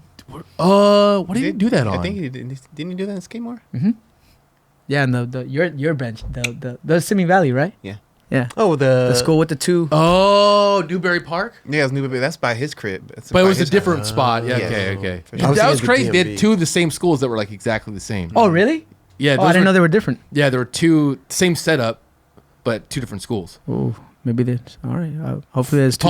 Paul does front shove, back nose grind, nollie heel, right? Yes. Yeah, two different schools. Yeah. Crazy. Do you go back to Puerto Rico often? Yeah. Yeah. Yeah. I go to PR usually at the end of every year, all of December usually, and a little bit of January. Okay. I have a skate shop out there. I have a whole family out there. of Amazing. friends. What's the Wow. skate shop called? Skate Hop. Skate Hop. Yeah. So my business partner, his name's Fico, and he does music. So he's good. Like he raps, he freestyles. He's insane. He has yet to let me down in the 11 years that we've like been brothers. I'll put him on the spot. We'll be somewhere at a bar in the street skating, but freestyle. And bro, never like messed up. And I'm like, Amazing. wow, that's insane. Yeah. And so a long time ago when I went as an adult skater and got to meet everyone, he was like, we were having a conversation. I'm like, bro, like we can help PR in the skate scene. There's no one kind of doing a lot of stuff that we can do. And he's like, all right. And then we're like, let's start distribution. And then, all right, cool. And then I had my son, and then he hit me with the email like, hey, I registered distribution. I'm like, wait, what? And he's like, yeah, let's do it. So he's like, came up with, skate hop, like skate hip hop, skate hop, like skate shop, skate hop. It's like a play. Okay. I Yeah. see. So then from there, we just took off. The shop's been running and made it through COVID. I think this is our 7-year anniversary. 7 years. Wow. Congrats. I wanna That's say, rad. yeah. That's rad. That's Yeah. incredible. Yeah. How's the skate scene over there? Is it popping? It's or what? good. Yeah. It's good. It was good. It had its like flux. So Mm. it was like super good, and then it kind of like was like and then now it's picking up, and then after the Olympics it took a big boom. A lot of kids are just skating and hitting and just Sure, having for sure. fun, and so it's good. It's amazing. It's my That's so rad. How did it feel to represent your bro. It was insane to in the represent. Olympics? country, Yeah. Yeah, that That's whole huge. thing was nuts. Like at the time when they actually announced the Olympics, at that point I reached a point in my career where I was like, I don't want to do this anymore. I'm No, tired. seriously. Like I'm tired. When was that? That was right before I announced it. So it was like I want to say, was it 2018? Right before. Yeah. Oh wow. I was just kind of like burnt. I was burnt on the contest. I was burnt on having to do stuff for everybody. I was just burnt. I'm like, bro, I don't feel creative. I don't feel like I'm myself. I feel like I'm just doing this, and catching a check, and just like I just didn't feel like myself. And I was like, maybe it's time to do something else. And then they announced the Olympic stuff, and I was like sitting there, and I was like, man, there's no way I can miss out on this opportunity. Like, this is crazy. And then like something, I don't know, I like this newfound happiness and like excitement in the idea of representing my country like on the biggest stage in the whole entire world. I was like, bro, I have to do that. And at that point I was just like, I didn't care anymore. I just wanted to do it because like, bro, this is so cool. Like, this is insane. Wow. And then I had to try out for my team. I was I just about to ask. I had to go to PR and skate against all the kids that I've been trying to help out the last like 10 years. Oh Wow. shit. And so They made me. They Wow. How did? I mean, what? That's amazing. What was the competition like? Well, the contest was they ran it same as the first year they ran to pick the team. They ran it was just you got three. By the way, who's running this over there in PR? Right now is Shaggy. Okay. It's he has a company called Patinetero, which is super rad, which is skateboarder in Spanish. Yeah. So you had to. So Shaggy he put it together. Yeah, he was like, "Look, Manny, like you're already in the top 20. I think I was like in 9th, and he was like, but we have to make an official team, and like I know that you're already in, but we need you to skate the contest for the national team." Okay. And I was like, "Why you're taking my like? There's a space that you're taking from a kid to go," and he's like, "No." He's like, because if you skate, these kids have been dying to skate against you their whole life. Wow. Like this is their time to skate against you, who has been in their life, like watching them grow. Yeah. And I was kind of upset at first. I was like, okay. Man, like you're really getting like, I really have to do this. And he's like, yeah. And I was like, all right. So I flew there. They did the contest. I went straight to finals. Me and Rio went straight to finals because he had won like a prior contest. So the top 8 went to finals. So it was me, Rio, and then a bunch of the other guys. Mm-hmm. And we had 3 runs, and bro, it was crazy. So I'm the last one to go. So everyone goes, and then Rio goes, and he's like the child, like everybody loves him. He's like the baby star, you know. He's like, yeah, he's the pride. So everybody's like, yeah, all of our friends, all the families, like, yeah, boom. And I'm like, all right, so I gotta drop in, perfect run, crickets. Really? And perfect run with good tricks, and they were just like, well, they're like because they were expecting. Well, they were just like, my take on it was like, why are you skating? You shouldn't be skating. And that was your take on it. And that was my take on it. But it motivated the kids to want to skate better. But you had to do that to be on the team. Yeah, to get eligible to skate the Olympics.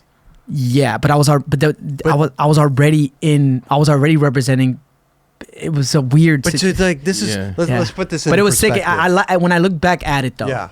I respected Shaggy doing that because ultimately, at the end of the day, if I am the one representing, I should be the one winning. Yeah. Right. So if I lose in PR, I have no business going to the Olympics. Right. Right. So that was the first year, and then we did it again 2 more times. And I won both those times. Okay. It's weird how it works out. How were the crickets then? No, everybody was hyped because it was like at that point they switched the format to Street League style. So it was like 2 run, 5 tricks. And then so it was like a game for everyone. So everyone was more excited. And then the very last one, it was cool because like I landed like all the tricks in the last one. And then everyone was like super gassed. I ended up doing like nollie crook, nollie heel as the last trick. Oh, damn. On the bump to bar, and they were like a pyramid style, like OG style, and everybody just went crazy. And I was like, "Thank you, you guys do love me." I was so bummed the first time. You guys and your fucking tricks that you guys do in these contests, on command, out of the blue, on a whim. Like I'm just like, what the. What is going on? So you know what I mean? Yeah. Just you guys are crazy. I get what you're saying. You guys are crazy, bro. Just to put it in the, I'm trying to understand. Like, if you didn't skate that contest in Puerto Rico, you could have still gone to the Olympics, but you weren't on the team of Puerto Rico, and they wouldn't have covered your. No, I think what would have happened was that they would have had no choice because I was the only one in the top 20. Yeah, like you would have gone. Like, cool. It was just more for like to officially. Okay, so it wasn't for like an Olympic committee. It was more of your buddy Shaggy. No, it was for the Puerto Rico Skate Committee. Yeah, for the federation. So because the federation. So he wasn't just making you do it. No, he was no. answering to a higher up, so to speak. And he also he also was like curating the situation, which now looking back, I'm actually like happy he did that, and I'm happy that he didn't give in to me just going like I don't want to do this because then you know he wants what's best for me, and what if like I said if I'm supposed to do good, then this contest like I should do good regardless of how I should do good, and luckily I did. Were you nervous? Yeah. Were you nervous? I wasn't nervous. I was just like man.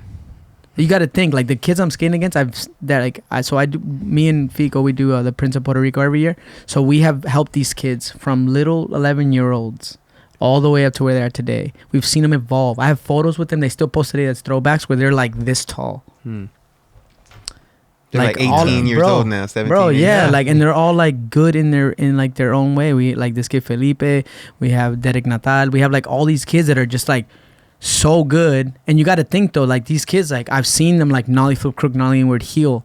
I'm not saying he didn't do that in the contest, but I'm like, I've seen him like trade from nose, but I'm like, if he wants it bad enough, we can go toe to toe here. Right. So then you start thinking like that, like, all right. So I saw what Shaggy was doing. Because it But only you did it fair and square. Yeah, At the end of the day. yeah. I think that's what he wanted to maybe put across. No, Yeah. blessings to Because that would have been Shaggy. kind of crazy. You're like, I don't need to do that. I'm already up here. Yeah. That would have looked that would have the been pro. Yeah. But a lot of people do that. Yeah. That's true. yeah. Yeah. At the end of the day, that's what people That's do. damn So, true. how was it? How was the overall experience out there? It was amazing. Yeah. It honestly felt like it did feel like a street league, even though there was no crowd. The format, there was no added pressure because it was the Olympics. I didn't feel any. I just couldn't get my engine going fast enough. Interesting. At You that- had a really good line. I just you couldn't put it together. but that morning for some reason I was having too much. This is sometimes something that always bites me in the ass. It could either work for me or it could go against me. When I get on the course, I realize where I'm at. I realize what I've accomplished. I realize what I'm doing in the moment, and I'm like, wow, this is insane. Still to today. So I'm on the course, and then I start going like, oh, we're gonna have fun on the course. So I start like hyping everyone up, and I forget why I'm on the course. You realize why you're there, but then you forget why you're there. Yeah. And then I didn't give myself enough time to like have that edge and that warrior mentality where I'm like, okay, I'm going into the lion's den. I am a lion, and I'm gonna drop in and do this line first try. Like I've been doing this line a majority of the days we were there, and I just, in due tour, I didn't do that. I kept to myself the whole time. dude, when you did that run with the Chevy heel back 5-0, And I told you I was gonna do that. I said, because he's really good with the judging. So I was like, Kelly, if I do this line, I wasn't judging at this no, conference. he by the wasn't. way. Yeah, he wasn't. Just to be sure. I was like, if I do this line, it was a 3 shove, lip the bump to bar, heel flip 5-0, the down ledge, front shove 50, the down rail, come up, nollie crook, the bump to bar, kick flip crook, the gap to down hubba, come up, 3 shove up the Euro gap, and then Ver heel 5-0. Okay. I said, what would you score that? And he was like, dude, that would be good. Like, really, really good. And I was like, all right, what if I do this? If I do 3 shove lip, heel flip 5-0, front shove feeble, kick flip crook, nollie flip crook, 3 shove up Ver heel 5-0. He's like, bro, what? And I was like, all right, those are my 2 runs. And he was like, Yeah. he was just like, all right. Like, I mean, it's not hard to like, yo, that would be a really good run. Yeah. Like, I couldn't. That's the only thing is like, what would you score that? I'm like, Yeah. doesn't matter what I'm gonna score it. Yeah. Go for that run. yeah. Yeah. So, but at that contest, I kind of kept a little bit more to myself. I still was with everybody, but when I was skating, I was just like, You're locked so in. yeah, I just got to lock in more. But we're skateboarding, so I'm having so much fun. So I have that balance sometimes. I'm like, bro, I know what tricks you're gonna do. And I know what tricks I'm going to do. Let's just do them together back to back right now. During practice, it'll be fun. I love watching. The practice is one of the funnest things to watch. Yeah. When you guys just go in and it's It's just crazy. like, yeah. It's crazy. But it was, So you think that didn't work for you? yeah. That time yeah. at the Yeah. But Olympics. don't worry, we got Paris. I'm prepared No, for for Paris. sure, There you for sure, go. for There sure. you I go. just, without the crowd there and everything, and it was a different vibe. I noticed it most of all with Nyjah, Yeah. because the Nyjah, you see him at street leagues, and he's laughing, he's having fun, he's doing tricks, Yeah. he's smiling, like the whole thing. Like I did not see that from him at all. He doesn't know. He only does that. He only does that when he feels really, really comfortable. And Yeah. to be honest, he's not always all that comfortable. Sure. He's just as scared. He's just as nervous and just as scared as everyone else. Yep. He just he can control his nerve at the very last second. Right. And that's where you win. If you can control your nerves, like at the game of skate Yep. today that I watched, like if they controlled their nerves more, which they weren't, they were just like kind of shaky and they were like, oh, they were scared to do tricks. Like as long as you control that nerve, or it's almost like, you're there and you don't care, but you care enough to not, like you care enough to control your nerves, but not care to go, this isn't going to control my life, but you're like, I'm going to do this shit. That's when you always win. Yeah.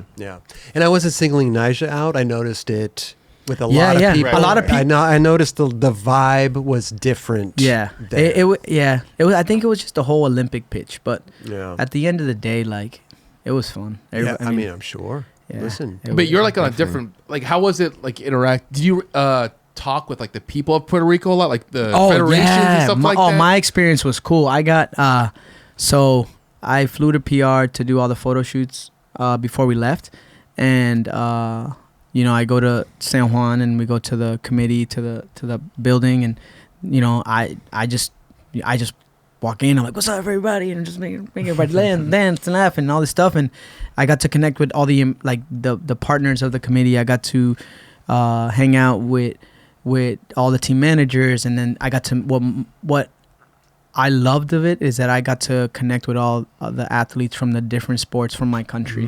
So I ended up dope. I didn't have to, but I flew to Finland 6 days prior to the Olympics so that I can get acclimated. A smart move. And but mine is so I can connect with all the athletes. Amazing. And then, bro, it was like a majority of the team, I connected with them. And then when I got to the Olympics and I got to see the other athletes that I didn't get to see, they already heard all the rumors of everybody getting along in Finland. That they already, by the time we got there, we were like, "Hey, what's up?" And they were like super excited. Okay. Like we have an amazing girls basketball team, like amazing. In the America Cup this last year, we got silver. Amazing. It was hosted in Puerto Rico. Yeah, they're like insane. Sick. Yeah, so that for me was like out of the, if I could take, if someone's like, "What was your favorite moment?"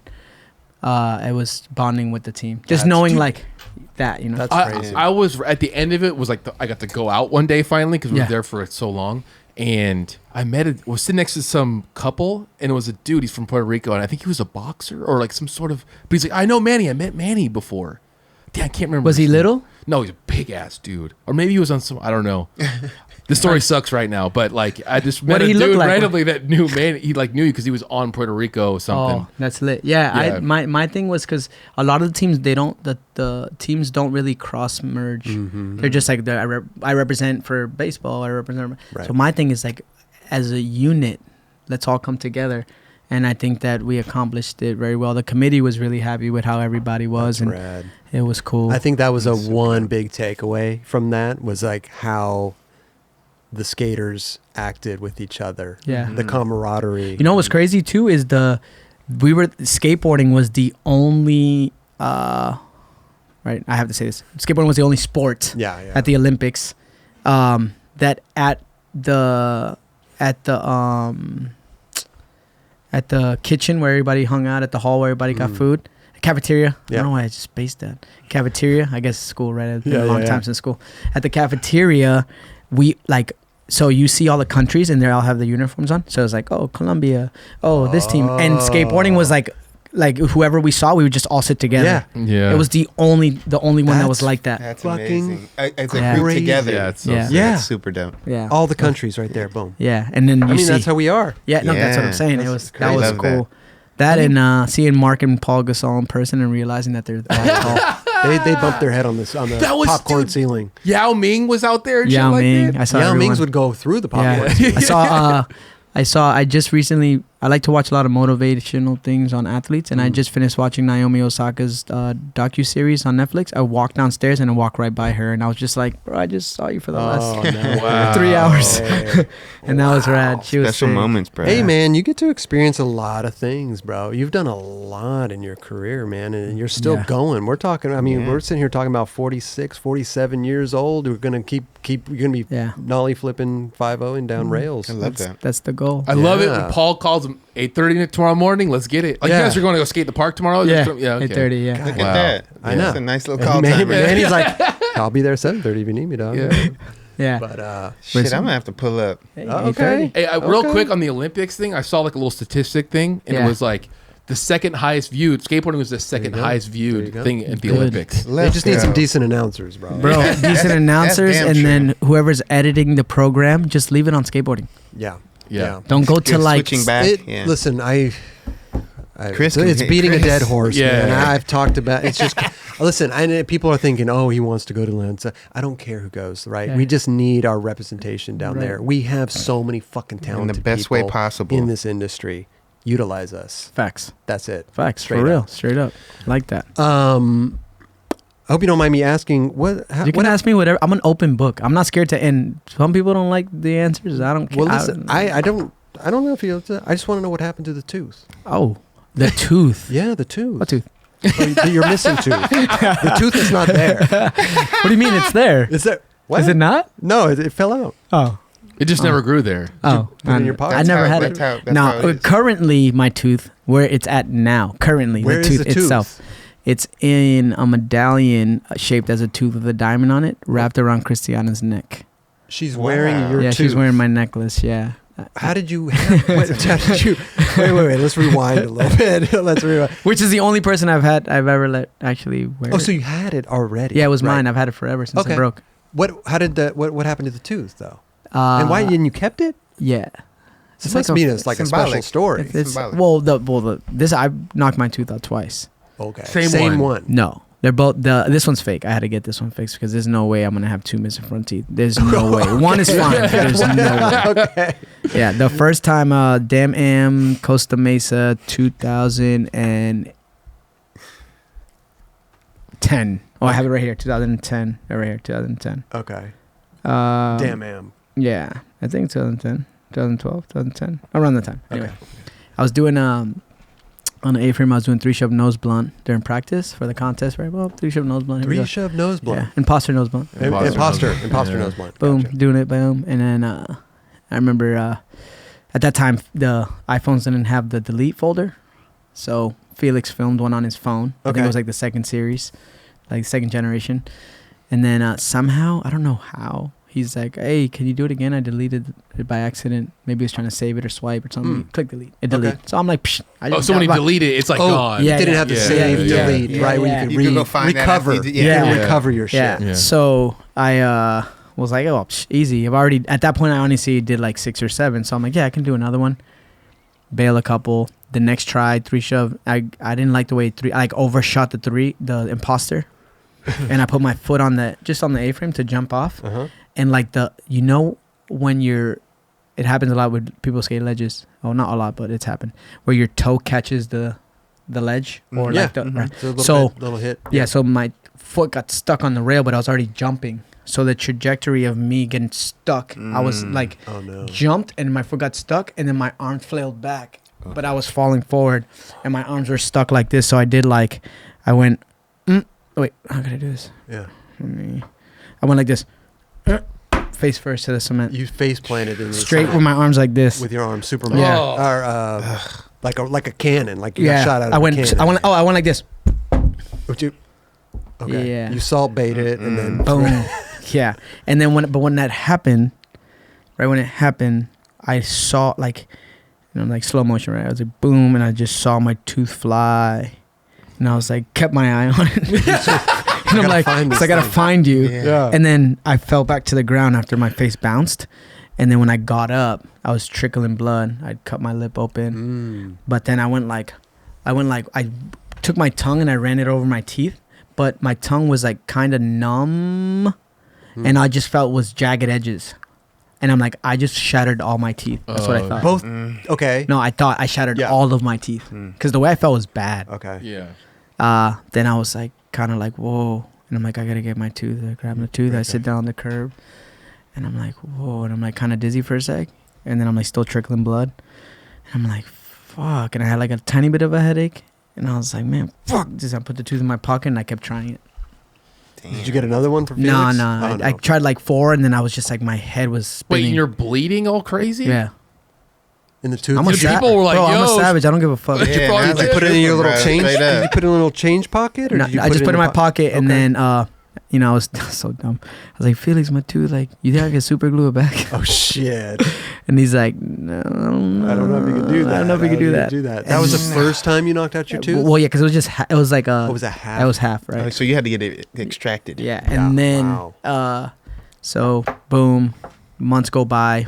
I think we've talked about this. Maybe you were at the barracks when it happened. Oh. Yes. Well, remember my face was swollen? Yeah. Oh, And yeah. you thought you picked a nose hair. He knows the story. Yeah. Okay, So wait. so- please. It So- got inflamed like picking Yeah. nose hair. So what happened? so shortly after that, like a month and a half after that. You got the first tooth fixed. No. It's the same tooth. It's still like this one. It was still half.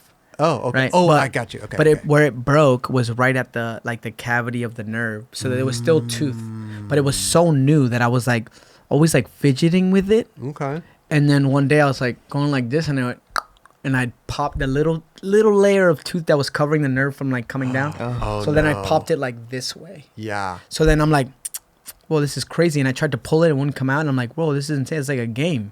I could just like, it's like a flap. Okay. So I just started doing this You got a thing where I little was game like, in your mouth. yeah. So I'm just like, always like you know, people eat and they go like, yeah. So like always just like playing with it, like. And then one night I was out having fun, enjoying myself, had a little bit of wine. Woke up the next day and I'm like, man, feel weird, but I'm fine. Like nothing. Like I feel weird. Anyway, then that same day I got to Felix's house and I'm like had this gnarly long ass, you know, the ones that stick out of your nose. The nose hairs. Yeah. So I like finally got it. Like, bah, got it. Got you, bitch. Boom. Throw you away. Yeah. Boom. A couple days go by and like I start to feel like a little lump under my nose. Like, and I'm like, whoa, this is weird. Cause not at my tooth. It's like right under like my nostril. Like it's hard right here. Oh, fine. Bro. Next day, swollen. Next day, swollen. And then I think that's when I saw you. I saw you afterwards. I got it pulled, right? We were just skating in the park, and I just remember you came up to me, and your face was kind of crazy. Yeah. And I was like, "What was that?" You're like, "Dude, pick the nose hair." I was like, yeah. "What?" That started to get worse. Like the nose hair caused the whole swelling. So I thought that the pore of the nose hair got infected. But those types of things can happen. They do happen because prior to that, I had a little pimple here and it got like really bad and it covered my like the inside of my nose. So I was like, oh, this is like one of those just in my nose. So that's why this is all getting inflamed. Who would have thought different? I would have thought that was a real story, right? And then I wake up on Thursday, and then at that point the swelling's already at my eye. Like that point, I'm just at Felix's house. I'm not moving. And it looked like if I went like this, it looked like I was like 300 pounds. Like it was swollen. Oh, wow. Then Friday woke up and it started to turn black and blue and worse. And like it was like spreading. Yeah, it was getting bad. And then I remember that I was like, oh, I'm like, Felix was looking at me crazy. And I was like, I think I'm fine. Like I kept icing it. And then I woke up Friday. Nose hair. I know. Damn nose hair. I woke up Friday night and I woke up that same night and late at night and it felt like someone was like hitting my head with a hammer. And I was like, bro, what is this? This is like intense. So I phoned a friend who knew a doctor and he wrote me a prescription for like CVS, like 24 hours. So I went there, got it was like it was Vicodin. I don't do drugs. I don't do anything. I don't even know. I don't know. Even during my surgery, they gave me a whole bottle. There was one night where I like woke up and like I moved. It was like freshly out of the hospital, and I moved my foot in my cast. Oh, no. And I was like, bro, it was like, and I just took one and fell asleep, and that's the only one I took the whole surgery. Wow. Right. So mind you, so I get this prescription. I take two. It says take two. So I took two. Fall asleep. I wake up every 2 hours for the next whole day with the most excruciating pain I don't wish upon no one. Nobody. I couldn't think, I couldn't move, I couldn't do anything. It took me like literally to get from you've been to Felix's loft. Mm-hmm. So at the time, from the couch to the bathroom, it took me like 10 minutes. Tell me you couldn't walk. Every step would just. Yeah. And then I couldn't deal with the pain no more. And Sunday morning, I told Felix, like, yo, take me to the hospital. Took me to the hospital. And I told them, like, now I'm in there crying. Like, couldn't deal with life. And I'm like, bro, my face, take this thing out. There's something wrong with me. Like, this is insane. They flipped me over, gave me 2 shots of Vicodin in my butt cheeks. They said, go home, go to the dentist tomorrow. Wake up, go to the dentist, get there. I was like the old iPhone. So I was like, oh, Felix, here it is. Just drop me off right here. So he drops me off, and then I'm like, fuck, bro, it's in the next block. Because of the phone. So I had to wait at that point, Felix had already left. So I waited for the bus just came. I got on the bus and clicked the button at the next block, got out, walk in. The guy's like, all right, sit down. Boom. He's like touching my face. And at that point, I'm a little more calm because like I'm like, oh, he gonna take care of this. This shit coming out. That's like, I'm gonna deal with this pain no more. I sit in there and he's like, all right, I'm gonna numb your mouth, and I'm gonna slice open your gum from your nose to the back to see if there's something inside. Yeah, like here. Okay. Like to see if there's anything there. Numbs me up, slices my whole mouth open, realizes it's not there. Somehow I think torches it shut. With a little torch. Okay. It cauterizes it or whatever. Yeah. Cauterize, yeah. Then he goes, all right, I'm going to pull your tooth out. What I need you to do is I'm going to put this vacuum in your mouth and you're not going to move. Don't swallow. Don't taste. Don't do nothing. This is bitter. And I said, I'm going to fuck. Just get the shit out of my body. Bro, he pulled. He like was like pulling on it. It's numb, but I can This feel is all like the movement. half a tooth, Yeah, right? this is like the back end. It was actually like that because it broke like this. Got you. So when he pulled it, bro, I just felt my whole mouth fill up. Ooh. And I can still taste the pus. So all the pus that was in the cavity that leads to your brain just all Got just released. drained out. And it felt if someone took like a knife and just stabbed my face like if it was a balloon. And I was just like, that much relief. Wow. yeah, Instantly. like instantly. And then he's like, and then, you know, kept cleaning and he's like, oh, I'm going to take the other side now. So like, give me a sec. Took the other side out. Boom. Now I have no tooth. All the pus is gone. I mean, my face still like swollen, but Yeah. the pain is gone. The pus is gone. Everything's gone. And he's like, what do you want to do? And I was like, well, what are my options here? Because I don't have a tooth now. And he's like, well, I can like insert like I think it was like a little metal rod for a crown. Uh-huh. We're gonna have to let it cure, and then we can put a crown in, or I can just torture it shut. What do you want to do? And I said, torture shut. I don't want to deal with this shit. Torture shut. It's crazy. What did he say was wrong with the tooth? I had an abscess tooth from the infection when the tooth broke. It got infected, and I think it was from when I drank the wine and whatever. That's a dangerous That's a wound, situation yeah. too, man. To get I was- something infected You like know what's that. crazy? He told me that if I would have waited 1 or 2 more days, I would have died from brain infection. Yeah, that thing. Creep All up to because your I was brain. stubborn enough to not go to the Go to You're like, I'm Dentist. good. I'm good. Yeah. yeah. Well, you thought it was something as simple as a nose hair, right? Yeah. Like, you know Yeah, what I mean? Like you the thought, diagnostic was a little off. yeah. But your thought of that was like, oh yeah, I didn't do anything. Like, Yeah. it's just gonna. It's So Dude, if So you would that- have come up to me and said it was a nose hair, I would have said, "Yo, jump in my car. We're gonna go to the we're gonna go to the doctor. This is not a nose hair." Kelly was just like, oh, cool. Yeah. well, Kelly I was mean, like, "Nose hair? Yo, that's crazy." And then the other one was like, I was at the Diamond Outdoor Park, and it was I had to film like a rock star thing at the time, and it started raining, and I was like, bro, it'd be sick to kickflip 50 the rail in the rain. But mind you, my kickflip 50 is 10 for 10. I'm not gonna miss it except at Salt Lake because I didn't practice it. Okay. That was You said for one time. Yeah. And I was doing them, but then I overshot one a little bit. My wheels got on top of the rail, and then I just kind of like did one of these and fell forward, and I put my hands down, but it's wet. It's wet. So I went Slipped down. whoop, boom, Ah. and my tooth went flying. That is the, The one tooth that's currently missing, or your other one? That's the one that's here. Here. This one, yeah. Okay. So then I just you got that. You yeah. got Then that I went. replaced. Yeah. Then I'm like, bro, I look crazy. So I No. hit up the dentist and I was like, hey, can you fill this in? He's like, yeah. And he came in and he did it. So the tooth that he zipped shut or cauterized or Yeah, whatever it's you the one want to call Christiana it, has around her neck. the one that she has around your neck, is can you not put a tooth in there? I just don't want to. You don't want to. The pain I went through to even lose that tooth, I don't even care. Yeah. I didn't, bro? I could have died. Yeah, but now I But you mean can- you're under medical supervision. I mean the guy could put a new tooth in. Yeah, but do I need it? I don't listen. I No, I you don't. Manny, This is I your always, character. now I look at you and I can't even picture you with 2 teeth. You know what I mean? You like know what- that's Exactly. like You know your- what's your a shit. very ironic thing is that, like, you know, we all have our fetishes. Nothing bad, guys.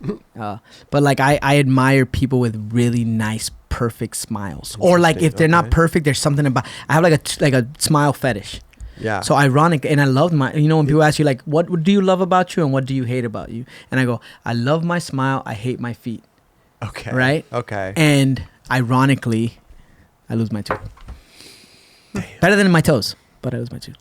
You need your toes. You need your Yeah. toes. I'm gonna skate. You need your Need toes. those. Ride that skateboard. Yeah, like I said, you just kind of it's you. You know what I mean? I can't picture you any differently. Yeah. You know, bro. That's facts. Manny Santiago, Building. Emmanuel. Emmanuel. No, say it again. Emmanuel. Emmanuel. Emmanuel. Emmanuel. Emmanuel. Listen closely. Emmanuel. It's almost like hey. It's almost like hey, Manuel. It's like, hey. It's like saying like, Emmanuel. That's what it's like. Emmanuel. Close. What do you mean close? I nailed it, I think I'd say it better than Chris. bro. I think you do too. Let's if have a you- vote, let's have a here, vote. Go one more. Go ahead. Emmanuel. I like I that can't you're even. I like that you're whispering it. It's the only way that we can make it sound decent. Let me tell you. That was Raj, by Yeah. the way. That wasn't me. Amen. It's the ending. What's the ending? What do you mean? Emmanuel. Amen. Amen. Manuel. Menoir. Emmanuel. Emmanuel. Emmanuel. Oh God, that's why, dude. That's why I can't. Emmanuel Lewis, man. Webster. Amen. Amen. Well, anyway, listen, Pro.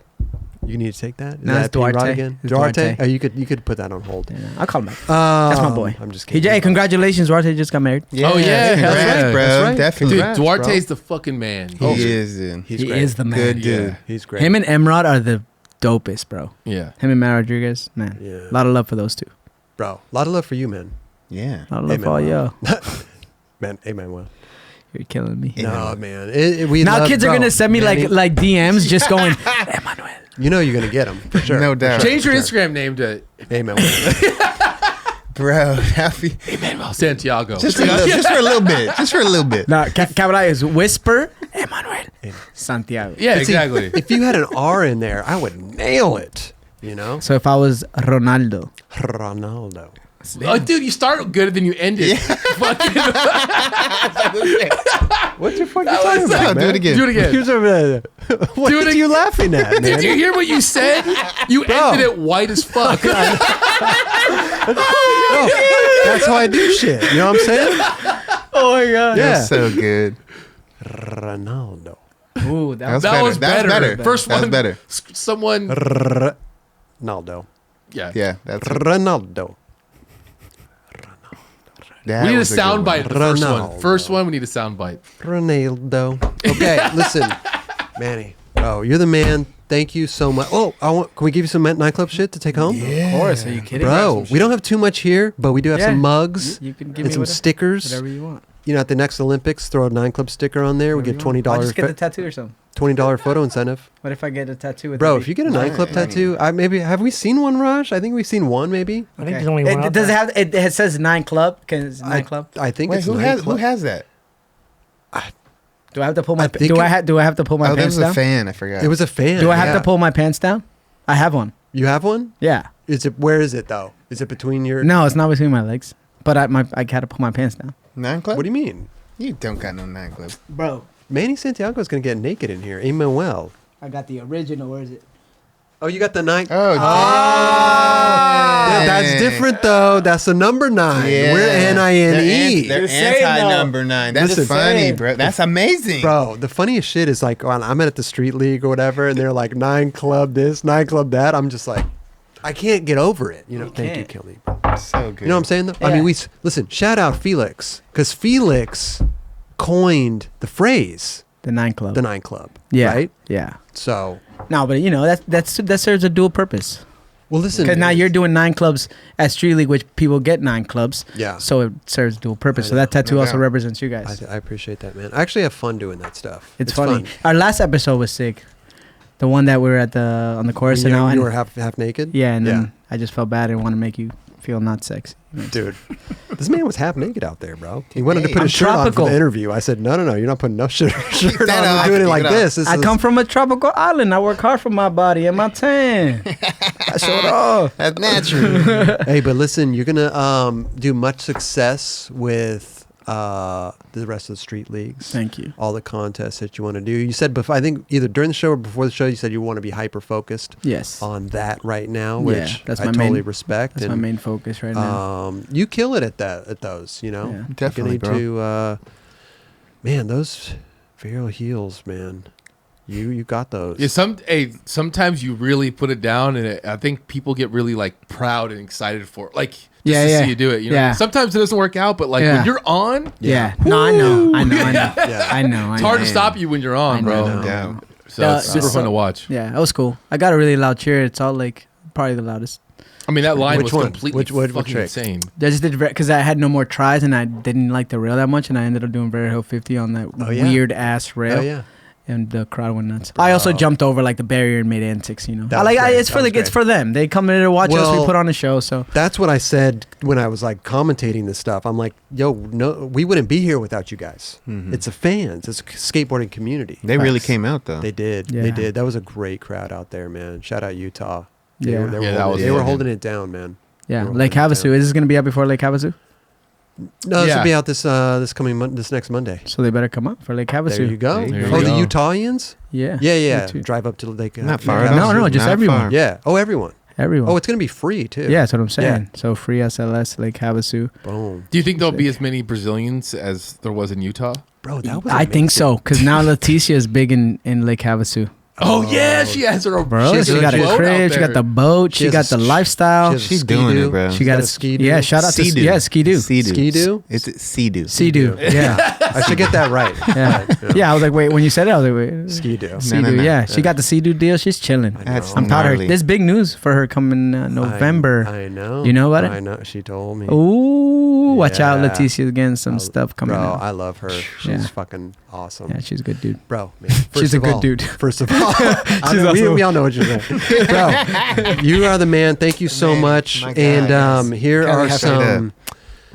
Dude, here's a 9 Club mug for you. Thank to you. take home. And Oh, listen, be we dear. know that you know, for Christiana too. Oh, she'll be gassed. Nice little. Thank you.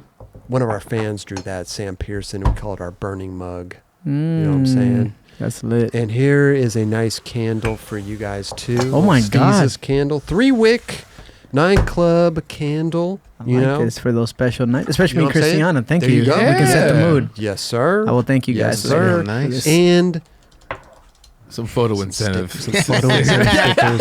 Manny, if you don't know, we give out $20 per photo incentive. Thrasher cover, coverage in the Olympics, anything. Just $20 is coming. Just to your- entice you. You know? If you're on the, if you get first place and you got a photo, You know how? $20. Yeah. Listen, you know how in the Olympics, everybody they're announcing on it. They're just smells holding good. their board up. Yeah. 9 Club Yeah. sticker right there, baby. You know what I'm saying? Right in the Like nose. that. I'll definitely think about that. Maybe you could do a line of them down the board. You know what I'm saying? Down the side, left side, That's a or look right right side. there. You know What if it's like a whole board graphic? $40? Okay.